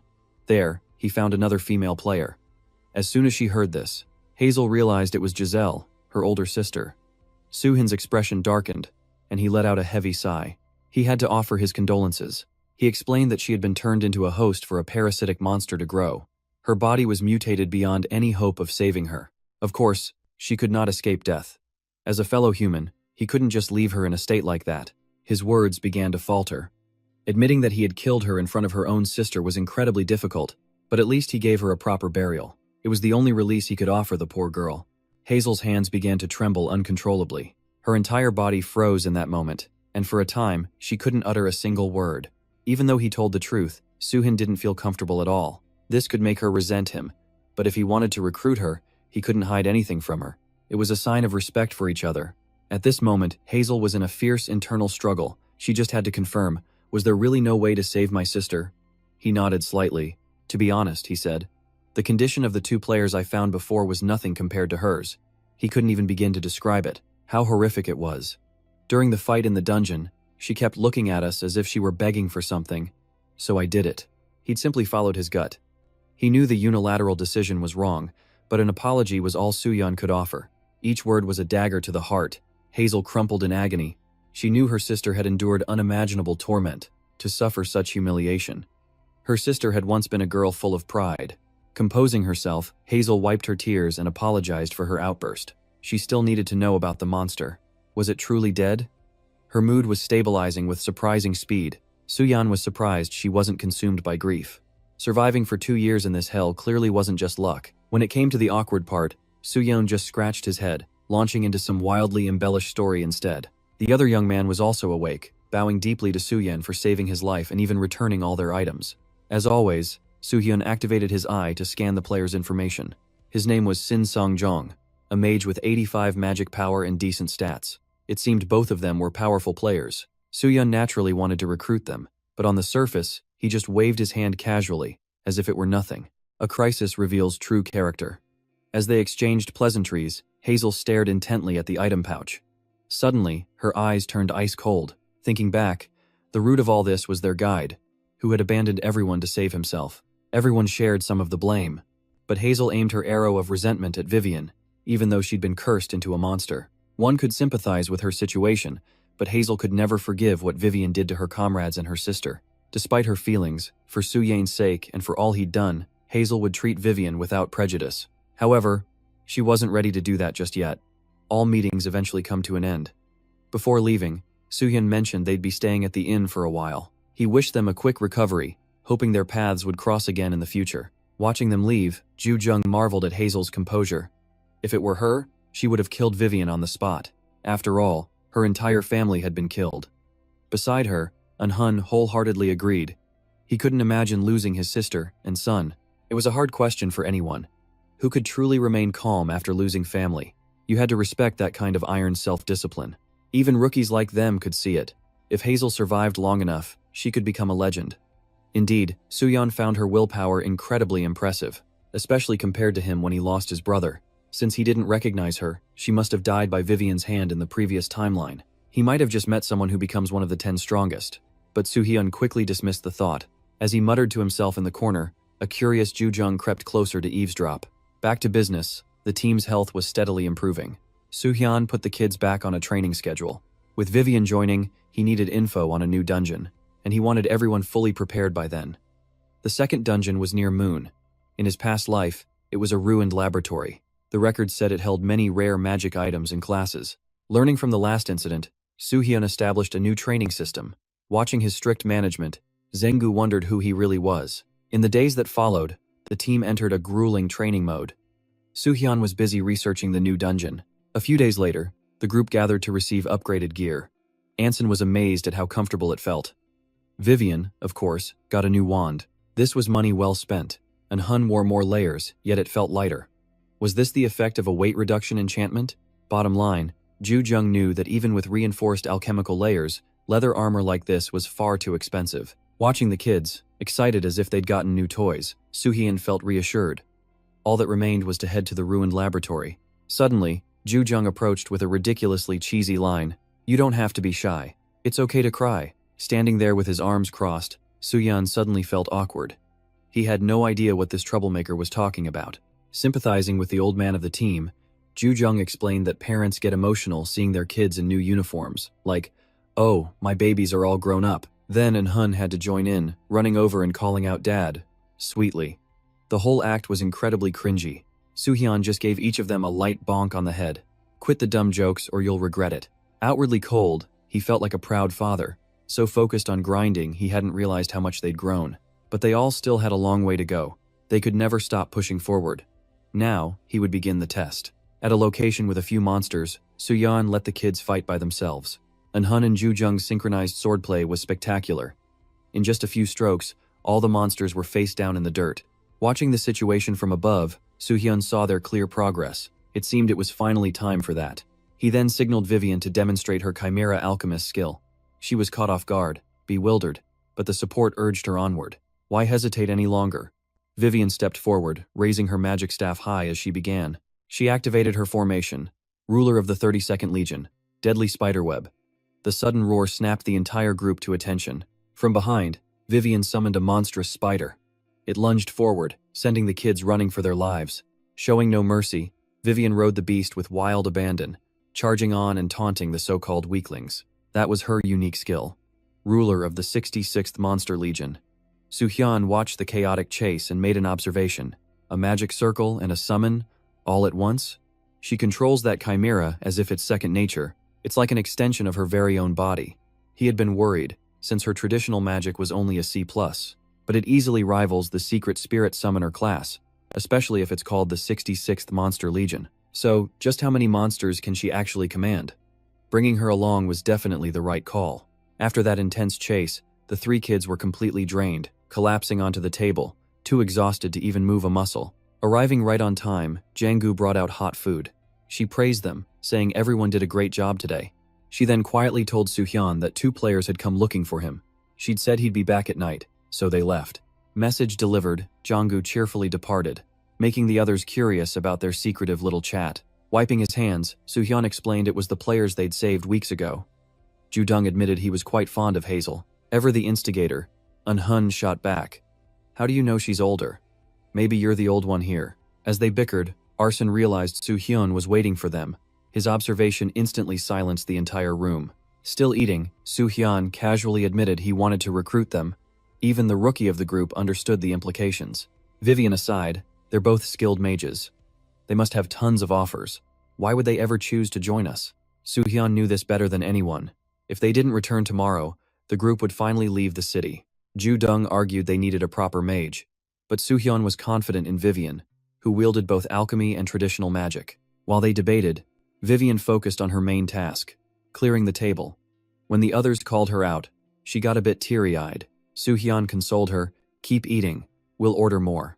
He continued, "As you saw yesterday, Vivian is an incredibly strong mage. Those guide mages are a cut above average players here. But neither of them stands a chance against Vivian in a fight. 3 melee, 1 priest, and 1 mage. With a top-tier mage already, this formation is efficient and perfect for a small party. The reason I'm waiting is they fit the criteria for the clan I'm building." This revelation seemed to completely blow their minds. He was waiting for the right moment, but decided to explain now. The clan he envisioned would be different in 2 distinct ways. First, it will only have a small number of elite players. Second, it'll be a nomadic group, not tied to any single city. Once established, many will want to join, but Soo-hyun will only recruit players with the most elite, specialized classes, or those with the potential to become the absolute best. No clan currently operates like mercenaries. They're all tied to local quests. Creating a clan like that would definitely draw a lot of attention. And Hun immediately began to worry about the potential risks. Besides, major clans ignore new, unaffiliated groups. Why would elite players join? And that, Soo-hyun said, is exactly why we train. We'll expand our raids and build our name. Imagine a team of rookies conquering a dungeon. Now isn't that something special? Once we conquer the second dungeon, I'll reveal my and Vivian's true identities. Luckily, An Hun is becoming a powerful priest. Our chances of attracting investors will be guaranteed. Arson finally understood why he'd told them not to join any other clan. But wouldn't that path have more disadvantages? Soo-hyun disagreed, though he admitted they would lose out on certain privileges. It wouldn't be much different from our current situation.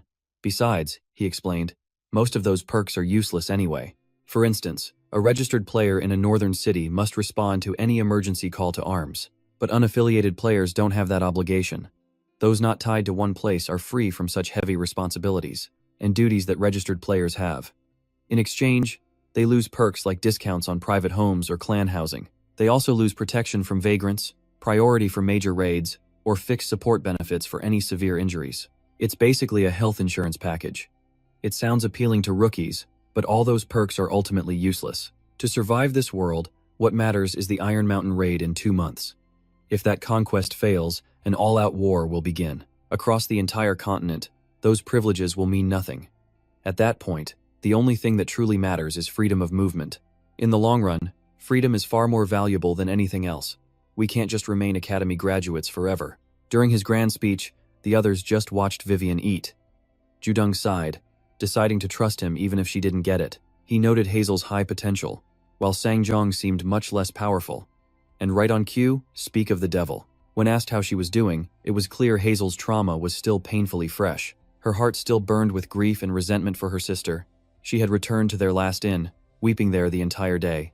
But as she recounted her pain, Soo-hyun noticed her strange, unwavering composure. How could she control her emotions so perfectly in front of strangers? When Soo-hyun lost his own brother, he had descended into a long madness. That agonizing pain was why he chose to return to the past. Here in Han Prime, seeing his own tragedy reflected in her, Soo-hyun couldn't begin to grasp her mindset. How was that even possible? Hazel's arrow of resentment was still aimed directly at Vivian. She felt no remorse for killing her minions. It was a battle for survival. But now that Vivian was human, Hazel demanded she admit her sins and genuinely apologize to her sister. If what Soo-hyun said was true, then Vivian had to prove her repentance through her actions. The air suddenly grew heavy, and Vivian's expression became terrifyingly dark. Just as a fight seemed about to break out, Vivian slammed her head on the table, desperately begging for forgiveness. She swore her human self would never commit such atrocities. As for Hazel killing her dungeon monsters, Vivian didn't care. It was a desperate situation. Besides, she never truly considered them her subordinates. After what she did to Hazel's comrades and sister, she didn't know how to ask for forgiveness. She wasn't even sure she had the right to ask. It was fine if Hazel didn't accept, because apologies at this point were meaningless. But please, she begged, try to trust my sincerity one more time. This desperate flood of apologies was overwhelming. It was a truly heart-wrenching plea. Hazel was frozen solid, unable to believe her eyes. The pain in her heart still flared, but her rational mind took over. Anger flickered across her sorrowful face. Taking a deep breath, she told Vivian to raise her head. Having met countless liars, she couldn't know if it was real. But this sincerity left her speechless. Then, Hazel politely apologized to Soohyun for her aggressive behavior. Soohyun immediately shook his head. "It's all right," he said. "We've both suffered great loss." Having also lost his brother, Soohyun understood her pain better than anyone. But it was a polite exchange. Everyone still carried their own burdens. Hazel's face became a mask again as she nodded. The air grew tense and awkward, and the three youngsters stood frozen, praying someone would break the suffocating silence. Sangjong finally spoke, taking the blame upon himself. He was the one who shared the info about the alchemy dungeon. As regret filled his voice, Hazel cut him off, telling him not to bring it up again. She and her sister had entered willingly, believing they could conquer it. No one forced them. It wasn't anyone's fault. But Sangjong's expression soured. They were lucky Soohyun's group found them. Normal players would be dead. Here, people either ignore you, demand a heavy price for help, or just rob you blind. Hearing this, the three kids stared blankly, their worldview completely shattered. "It was simple," Sangjong said. "This world was a battlefield where human life was cheap, and power was everything." Then, Sangjong revealed his true purpose. He dropped to his knees, begging to become Vivian's disciple. This insane plot twist nearly gave Soohyun a heart attack. His plan was unfolding even more smoothly than he'd imagined. He told Sangjong to rise, but the man continued explaining his quest for clues. After the transfer ritual, he'd almost lost his purpose in life, but alchemy gave him a new glimmer of hope. However, in Hornblende, where traditional magic reigns supreme, alchemy was treated as a shameful art, even worse than forbidden magic. Because of that, there were no research notes and no mentors for guidance. He was forced to figure everything out on his own. He taught himself without any clear path. Even after being rescued, he kept returning to the dungeon, hoping it wasn't cleared. But now, the world's #1 alchemist stood right before him. For 6 months, he'd felt completely lost, like a train off its tracks. Pouring out all his sincerity, he bowed deeply, begging to become her student. Suddenly, the room fell eerily silent. Hazel just buried her face in her hands, speechless, making the situation even more awkward. After a moment, Soohyun told Sangjong to calm down and stand up. He understood the man's desperation, but he couldn't accept so easily. Anhun and Judong were baffled. They thought Soohyun wanted to recruit them. Did he change his mind that fast? Soohyun shared that their party has a crucial mission, and Vivian is the key to it all. Making her, their core asset, teach Sangjong every day would severely delay their goal. Sangjong should understand this better than anyone. He insisted he wouldn't be a burden and had something to show them. He didn't know what skills they all had, but he possessed something that set him apart from other people. That right there was one of his unique skills. Judong was shocked he would reveal such a personal secret, but Sangjong shared it willingly. The questions he had were complex, so it was best to explain everything from the start.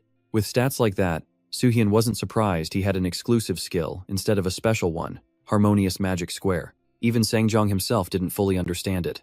The name made Judong think of Sudoku, a kind of magic grid. It started from 1, with no repeating or missing elements. The sum of the elements in each row, column, and main diagonal all had the same value. It sounded mind-bending, so Sangjong had to perform a basic demonstration to enlighten them. Fire and water mana erupted from Sangjong's palms. Instantly, Soohyun noticed something. All the complex calculations were flowing through Sangjong's hands. They merged, enhancing each other instead of clashing. This exclusive skill was clearly the real deal. Soohyun's face lit up with excitement. His eager expression caught Hazel's eye, but she remained silent, simply observing. After the fascinating combination, Sangjong produced a captivating, rainbow-colored magic circle. Before being dragged to Hornprince, Sangjong was a researcher who loved exploring magic squares. His expert explanation left the others completely lost. Realizing he'd gotten sidetracked, Sangjong shyly returned to the main point. An angel had guided him to become a mage. He acquired the amazing Harmonious Magic Square skill, but the successful always forge their own path, and he chose one different from a normal mage. This was painfully obvious to Soohyun. He had some talent, yet chose to study alchemy and decode ancient languages. Both were useless in a fight. Looking at his skill stats, Soohyun couldn't help but scoff internally. To progress, he needed a specific class. It seemed he had survived on talent alone. Living for his so-called passion, Sangjong admitted he felt pathetic. In this world of survival, he chose his hobby over practicality. Soohyun nodded encouragingly, but he couldn't lie to himself. Sangjong was a complete fool. 2 years of effort had yielded nothing, yet Sangjong harbored no regrets, because he had finally reached the very limit of his knowledge. To survive this brutal world, he needed Vivian's help. He knew he'd only made it this far thanks to luck. Sangjong feared he would collapse before finding a way back to Earth, and so, his thirst for knowledge grew even more intense. To earn Suyun's trust, Sangjong explained that even with ordinary magic, it was a strength he wielded with confidence, earning him quite a few invitations. Sangjong had refused them all because he had a clear purpose. With more life experience, he believed he wouldn't make things worse. To sum it up, besides wanting help and advice from Vivian to grow stronger through his passion, he wasn't demanding any money or other benefits. It turned out Vivian was more valuable than they had imagined. An offer this good was worth considering. Suyan was hesitant since Sangjong lacked a hidden skill, but there was other potential to exploit. Suyan glanced at Vivian for her opinion and received her absolute acceptance of his decision. That was nice to hear, but an awkward feeling lingered. All he had wanted to ask was how to become an alchemist. With Sangjong's knowledge of alchemy and magic skills, Su Hyun suspected there might be a compatibility problem. There were cases where upgrading a class also upgraded existing skills. For some reason, Sangjong's skill had upgraded into an exclusive one. If he unlocked his remaining hidden skill before getting a rare class, Sangjong might be able to find his lost special skill. First, Suyen wanted to observe before investing in Sangjong. In any case, that ridiculously powerful skill was enough for Suyen to welcome him to the team. They shook hands with the new member. Suyeon was curious about Hazel's upcoming plans. Her stats were anything but ordinary. She had great potential. A few days later at the inn, Suhyun ran into Sangjong, who was returning from morning practice. There was still a bit of awkward formality between them. Suhyun noticed the dark circles under Sangjong's eyes. He must have been training hard. With so much to learn, he practiced immediately, leaving no time for rest. But seeing the look of pure satisfaction on his face made Suyeon happy for him. Hard work is good, but health is important. The plan had changed. Suhyun announced they would leave town tomorrow morning, and to meet on the first floor. Downstairs, Suhyun found Hazel already waiting. It seemed she had also become a part of the dungeon conquest team. Suyeon had to praise them. Thanks to those two, the younger members were training diligently. There was no reason to delay the plan any longer. A few days earlier, Suhyun had shown the two of them the pile of documents he had collected. That was how he had luckily found the dungeon. Sangjong stared in awe at the massive pile of books, finding 2 dungeons from such vague clues. He truly wasn't an ordinary person. Researching all this alone seemed foolish, but Hazel thought otherwise. Getting started proved tougher than expected. Only Ju-dung innocently drew near, whispering if what Suyeon was doing was really so amazing. This close, Hazel froze in surprise, but quickly regained her composure. She offered a friendly smile. What an adorable kid. She admitted the task was like finding a needle in a haystack. Clearly, Suyeon was giving his all for the party. Leaving the inn, the group headed toward North Mun. On the road, Yu-young was still wondering about their combat formation. Adding 2 new people would make adapting the strategy difficult. This innocent comment made Hazel burst out laughing. Suyeon flinched at his meddlesome little sister's antics. After a while, the team took a break to recover their strength. Suhyun was busy scouting the surroundings. He tried to summon Vivian, but she pretended to be busy. After receiving a loving glare from Suyeon, she changed her tune instantly, cheerfully appearing to hear him out. Apparently, she knew about the lab before becoming a spider, but she couldn't remember anything clearly. Even for a prodigy, the past is the past. Vivian thought they were getting close, but it led nowhere. Suyeon knew his third eye would make this search incredibly simple, but if a rookie with no exploration skills found it so easily, it would make the other 2 suspicious. Hazel was only traveling with them for now. If she discovered his secrets, she would never join his clan. Suddenly, Anson quietly approached, gently touching his hand to comfort him. It's okay. That reassuring warmth was the best feeling. He responded with a bright smile. Back to the main issue, they had taken a different path to the alchemy dungeon before, and yet, they still succeeded. Suhyun decided to risk pushing deeper into the wasteland. Abruptly, his eyes flared with killing intent. Sensing an approaching monster, he ordered everyone into formation. The very ground shook violently, as if it would tear apart. A massive hand with 2-meter claws burst from the earth. As they emerged, their huge forms were revealed. Suhyun recognized these landmans instantly, but they wouldn't be easy to deal with. While he was formulating a plan, Hazel activated her water stream skill from behind. An endless supply of water slammed into the giant monsters, combined with Sanyong's binding lightning chains for support. In an instant, the monsters were restrained, paralyzed by jolts of electricity. But the performance wasn't over. Suhyun noticed that Sangyong seemed to be trying to duplicate the magic. A flash of light appeared in Sangyong's hand. The monster was held securely in place. This was a golden opportunity. Sangyong signaled for Anson to act quickly. As Anson hesitated to cast the enchantment, Sangyong's gaze was incredibly firm, telling her to trust in her teammates. Mustering all her courage, Anson began the protection seal, releasing a stream of golden magic that successfully bound the monsters. Now Hazel could finally let out a sigh of relief, finishing them off with a reversal spell. Everyone was struck speechless. It was a real eye-opener for Soo-yoon. He watched in amazement as each monster was disposed of so quickly and cleanly. They exploded like fireworks. Sangyong was confident in the strategy their party had used before. A protection spell blocks attacks from the outside. Then they cast reversal and protection onto the monsters. So when the binding spell disappears, the lightning chains are trapped inside the barrier instead of acting externally. The reversed protection spell attacks the monster from within. Magic always has countless flexible uses when combining skills. This is exactly how the two of them had survived until now. Soo-hyun let Anson and Yu-young handle the rest. What? You here for the show? The first group of monsters was already dazed and confused. Time to go all out. Their fiery eyes met. Without a single word, Yu-young and Anson charged forward to clean up the aftermath of that incredible combo. Soo-yoon gave Hazel a look full of praise. She replied politely with a friendly smile. Talk about a surprise. He drew his hot steel, slashing past her face. The tip of his sword stabbed into the ground nearby. Seeing the blood spatter, Hazel understood the situation. That was a close call. She had to sincerely thank Soo-yoon. As night fell, Yu-young yawned constantly, complaining about the damn monsters. Don't they sleep after working so hard? To think they'd ambush us at night. What cowardly monsters. It seems they brought their whole clan for revenge. Hazel had to praise the newcomers' sharp senses. It's usually hard to handle a night ambush. The academy must train its players to an incredible level. The praise made the kids puff out their chests. With a mischievous smile, Yu-young boasted that she learned everything from her young dad, Soo-yoon. That statement struck like a lightning bolt. Hazel froze in disbelief. This tall, dark, and handsome Soo-yoon had a child so soon? Her gaze was filled with judgment. This made Soo-yoon extremely uncomfortable. Hey, lose that look, will ya? It was just a Vietnamese troll. The two kids had teased the wrong serious person. Hazel immediately asked him how old he was. This made Soo-yoon both bitter and resentful. He hadn't even had a relationship, and now he was rumored to be a father? So much for his reputation. Why so serious? Hazel couldn't hold back her laughter. It was just a little joke.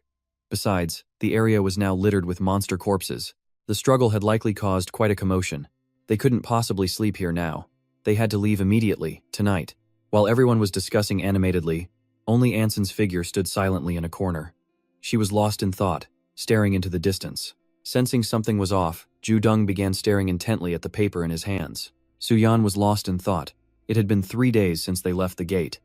By his calculations, the party should have already reached their destination. His gaze drifted into the distance as he activated his third eye skill, wanting to scout the terrain ahead. But even with his third eye, he saw nothing. Just where on earth could it be hidden? Right behind him, Ju-dung suddenly spotted something strange and let out a terrified scream. He spun around, searching frantically. Where was Anson? But his sister just stared blankly ahead. Seeing her so dazed, Ju-dung grew irritated and stepped over to pinch her cheek. You need to focus. You'll get us all lost. Listen, we could be attacked at any moment, so everyone has to stick to their positions. No wandering off, you hear me? Don't forget Soo-yeon's orders. He pinched the girl's cheek hard. Anson quickly explained it wasn't on purpose. She just felt drawn in that direction. Hazel stepped in, saying Ju-dung was just overly worried. She hoped little Anson wouldn't start crying. But Anson also felt an uneasy premonition, and Soo-yeon immediately picked up on it. Before Hun could even ask, he confirmed it. With no other leads, their best bet was to trust the girl with 100% luck. Rather than searching blindly, Soo-yeon proposed they follow the path Anson had indicated. Sang-dong agreed, though he noted the area seemed awfully desolate for a laboratory. Thrilled to have the leader's trust, Anson eagerly darted ahead, moving with surprising speed. Ju-dung beamed with pride for his capable sister. Time for Anson's intuition to work its magic. His words hit the two new members like a thunderclap. Confused, they still couldn't grasp what this intuition really was. Time seemed to fly by in an instant. 2 hours passed following Anson's guidance, and the party now stood deep within a forest. They were surrounded by tall trees and lush greenery, and Anson seemed quite excited by it all. A bright smile never left her face, but Soo-yeon couldn't shake his growing sense of doubt. They were heading deeper into the woods with no end in sight. Reaching a fork, Anson immediately focused her senses. In less than a second, she made her choice, pointing left. This way, Ju-dung was completely stunned.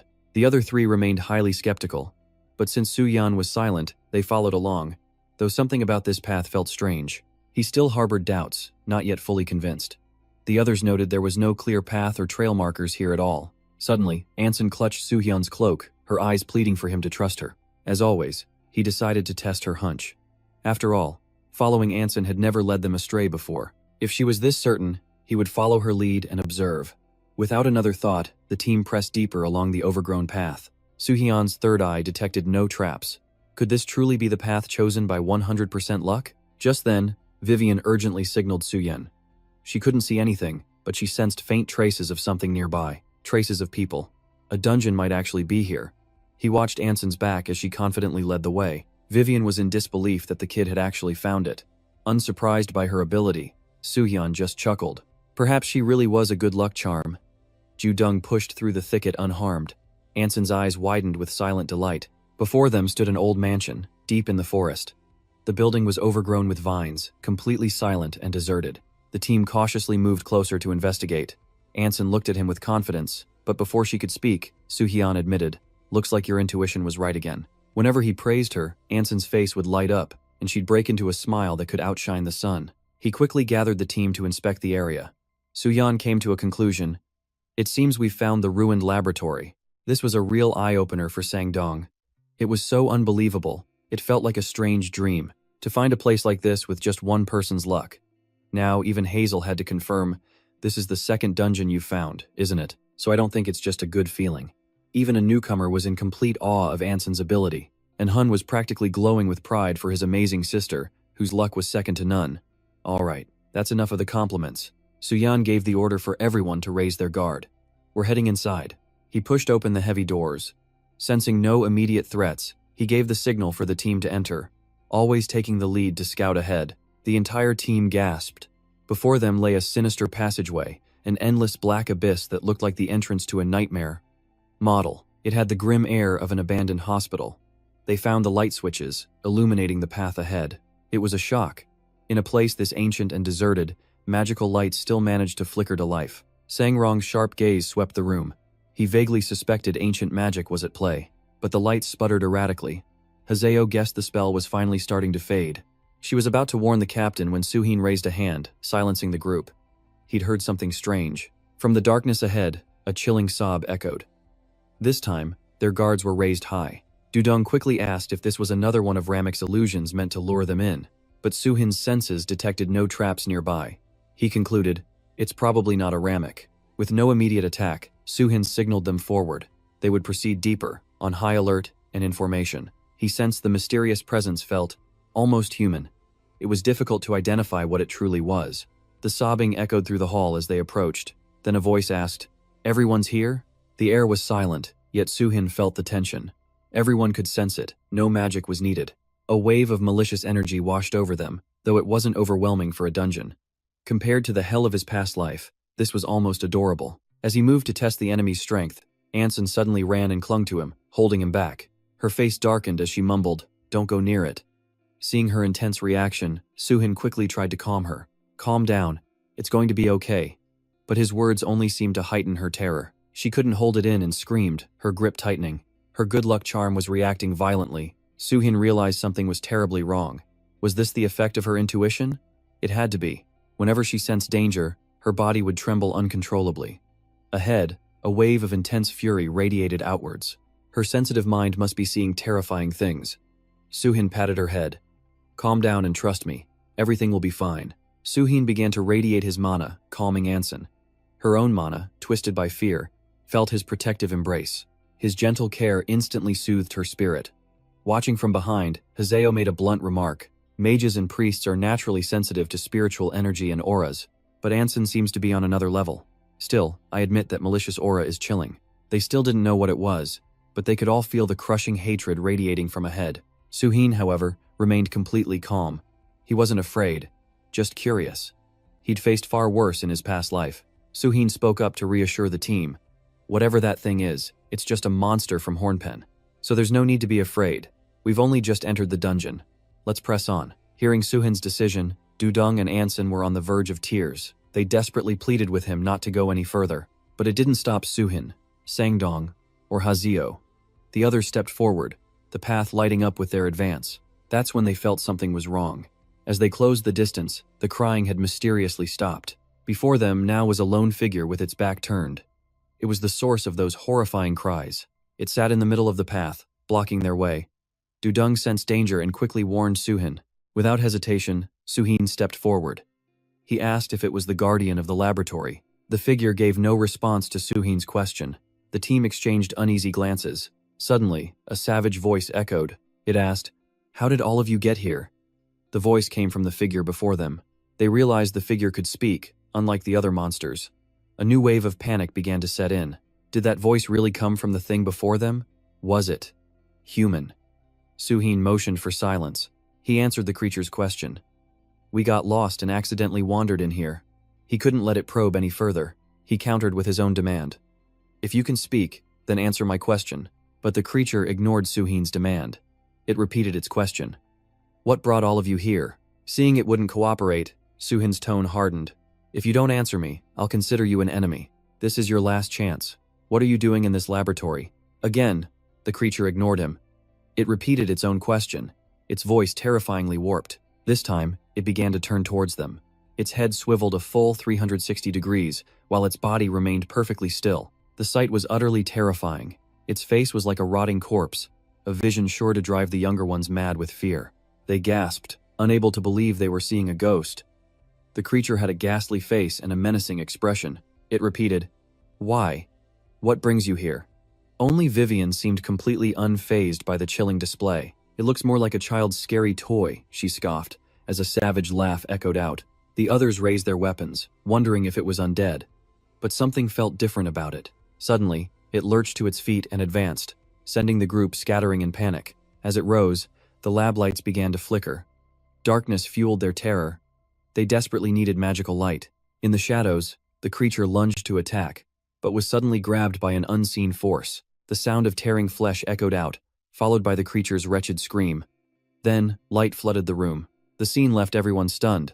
They had worried for Suhin, but he stood there completely unshaken, showing no fear. Suhin casually thanked Hazel for the light. "Things are much easier to see now," he noted. In the light, Suhin noticed everyone aiming their weapons at him.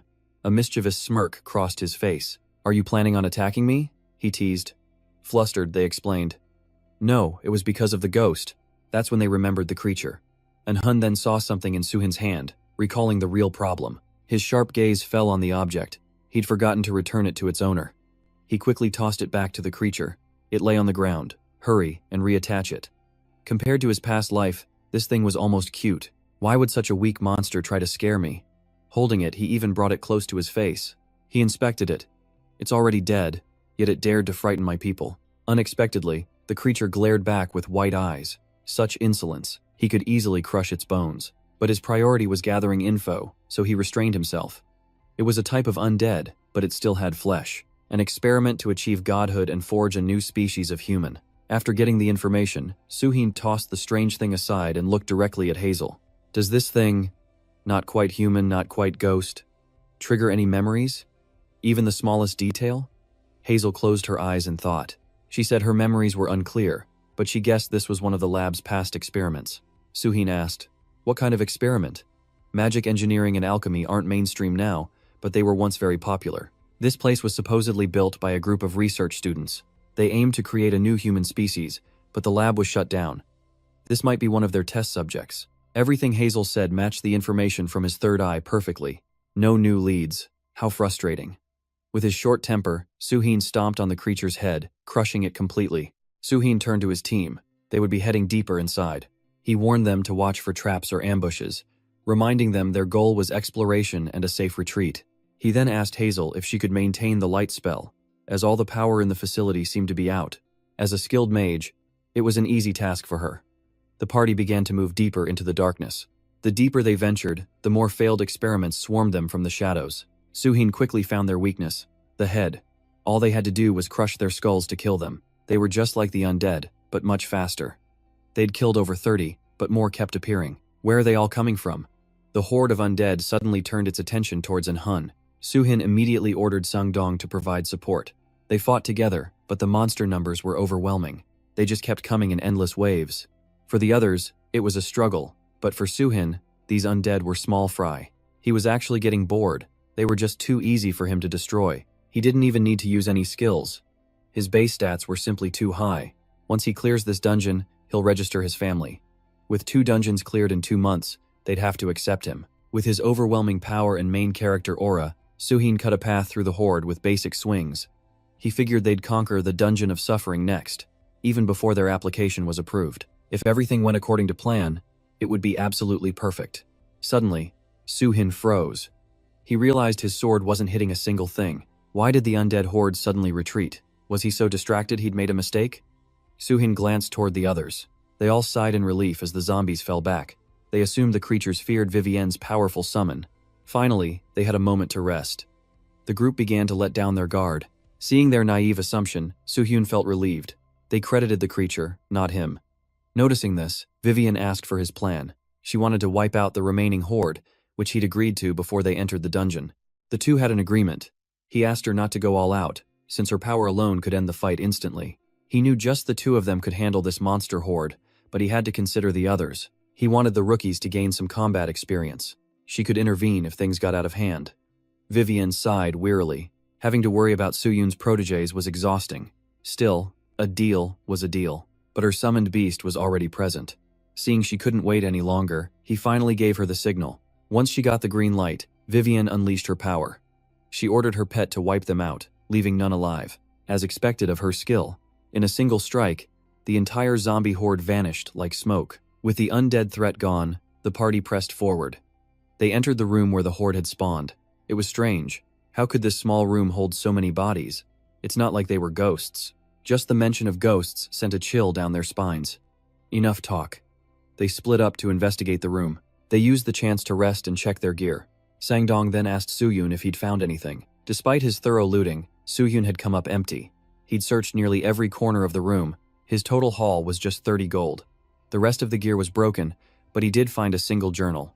The group was left speechless at the meager loot. Just 30 gold. But hearing this, Sangdong cracked a wide grin. He pulled glasses from his pocket. 30 gold from one room was a fantastic start, he declared. Sangdong asked to see the journal. He wasn't an expert, but he could likely decipher some of the ancient script. While Sangdong worked, Suyun could finally get some rest, entrusting the journal to his companion. After some time, Suyun asked for an update. He hoped for a crucial dungeon clue, but was slightly disappointed. Sangdong found no mention of a laboratory. It was the personal journal of someone from an ancient time. It only detailed their daily life. However, Sangdong noted a priest once lived here. At that word, Suhyun was stunned. Could this be the clue to the legendary priest class? After more research, Sangdong summarized his findings. According to the journal, this building was a laboratory in the past. It has at least 3 floors, and the zombies that attacked were most likely the original test subjects. If so, they would need to conquer every floor, but exploring higher meant facing unknown dangers. However, Suhyun wasn't concerned with the risks. His top priority was finding how to unlock the heroic priest class hidden within this laboratory. Thinking quickly, Sangdong gave more advice, warning them to maintain a safe distance from now on. There was no telling when or where the next ambush could happen, just like the last one. From outside, they could see each floor was massive. According to Sangdong's assessment, it would take a full day to clear a single floor, and the second floor likely held even deadlier monsters. After all, dungeons always get more dangerous the deeper you go.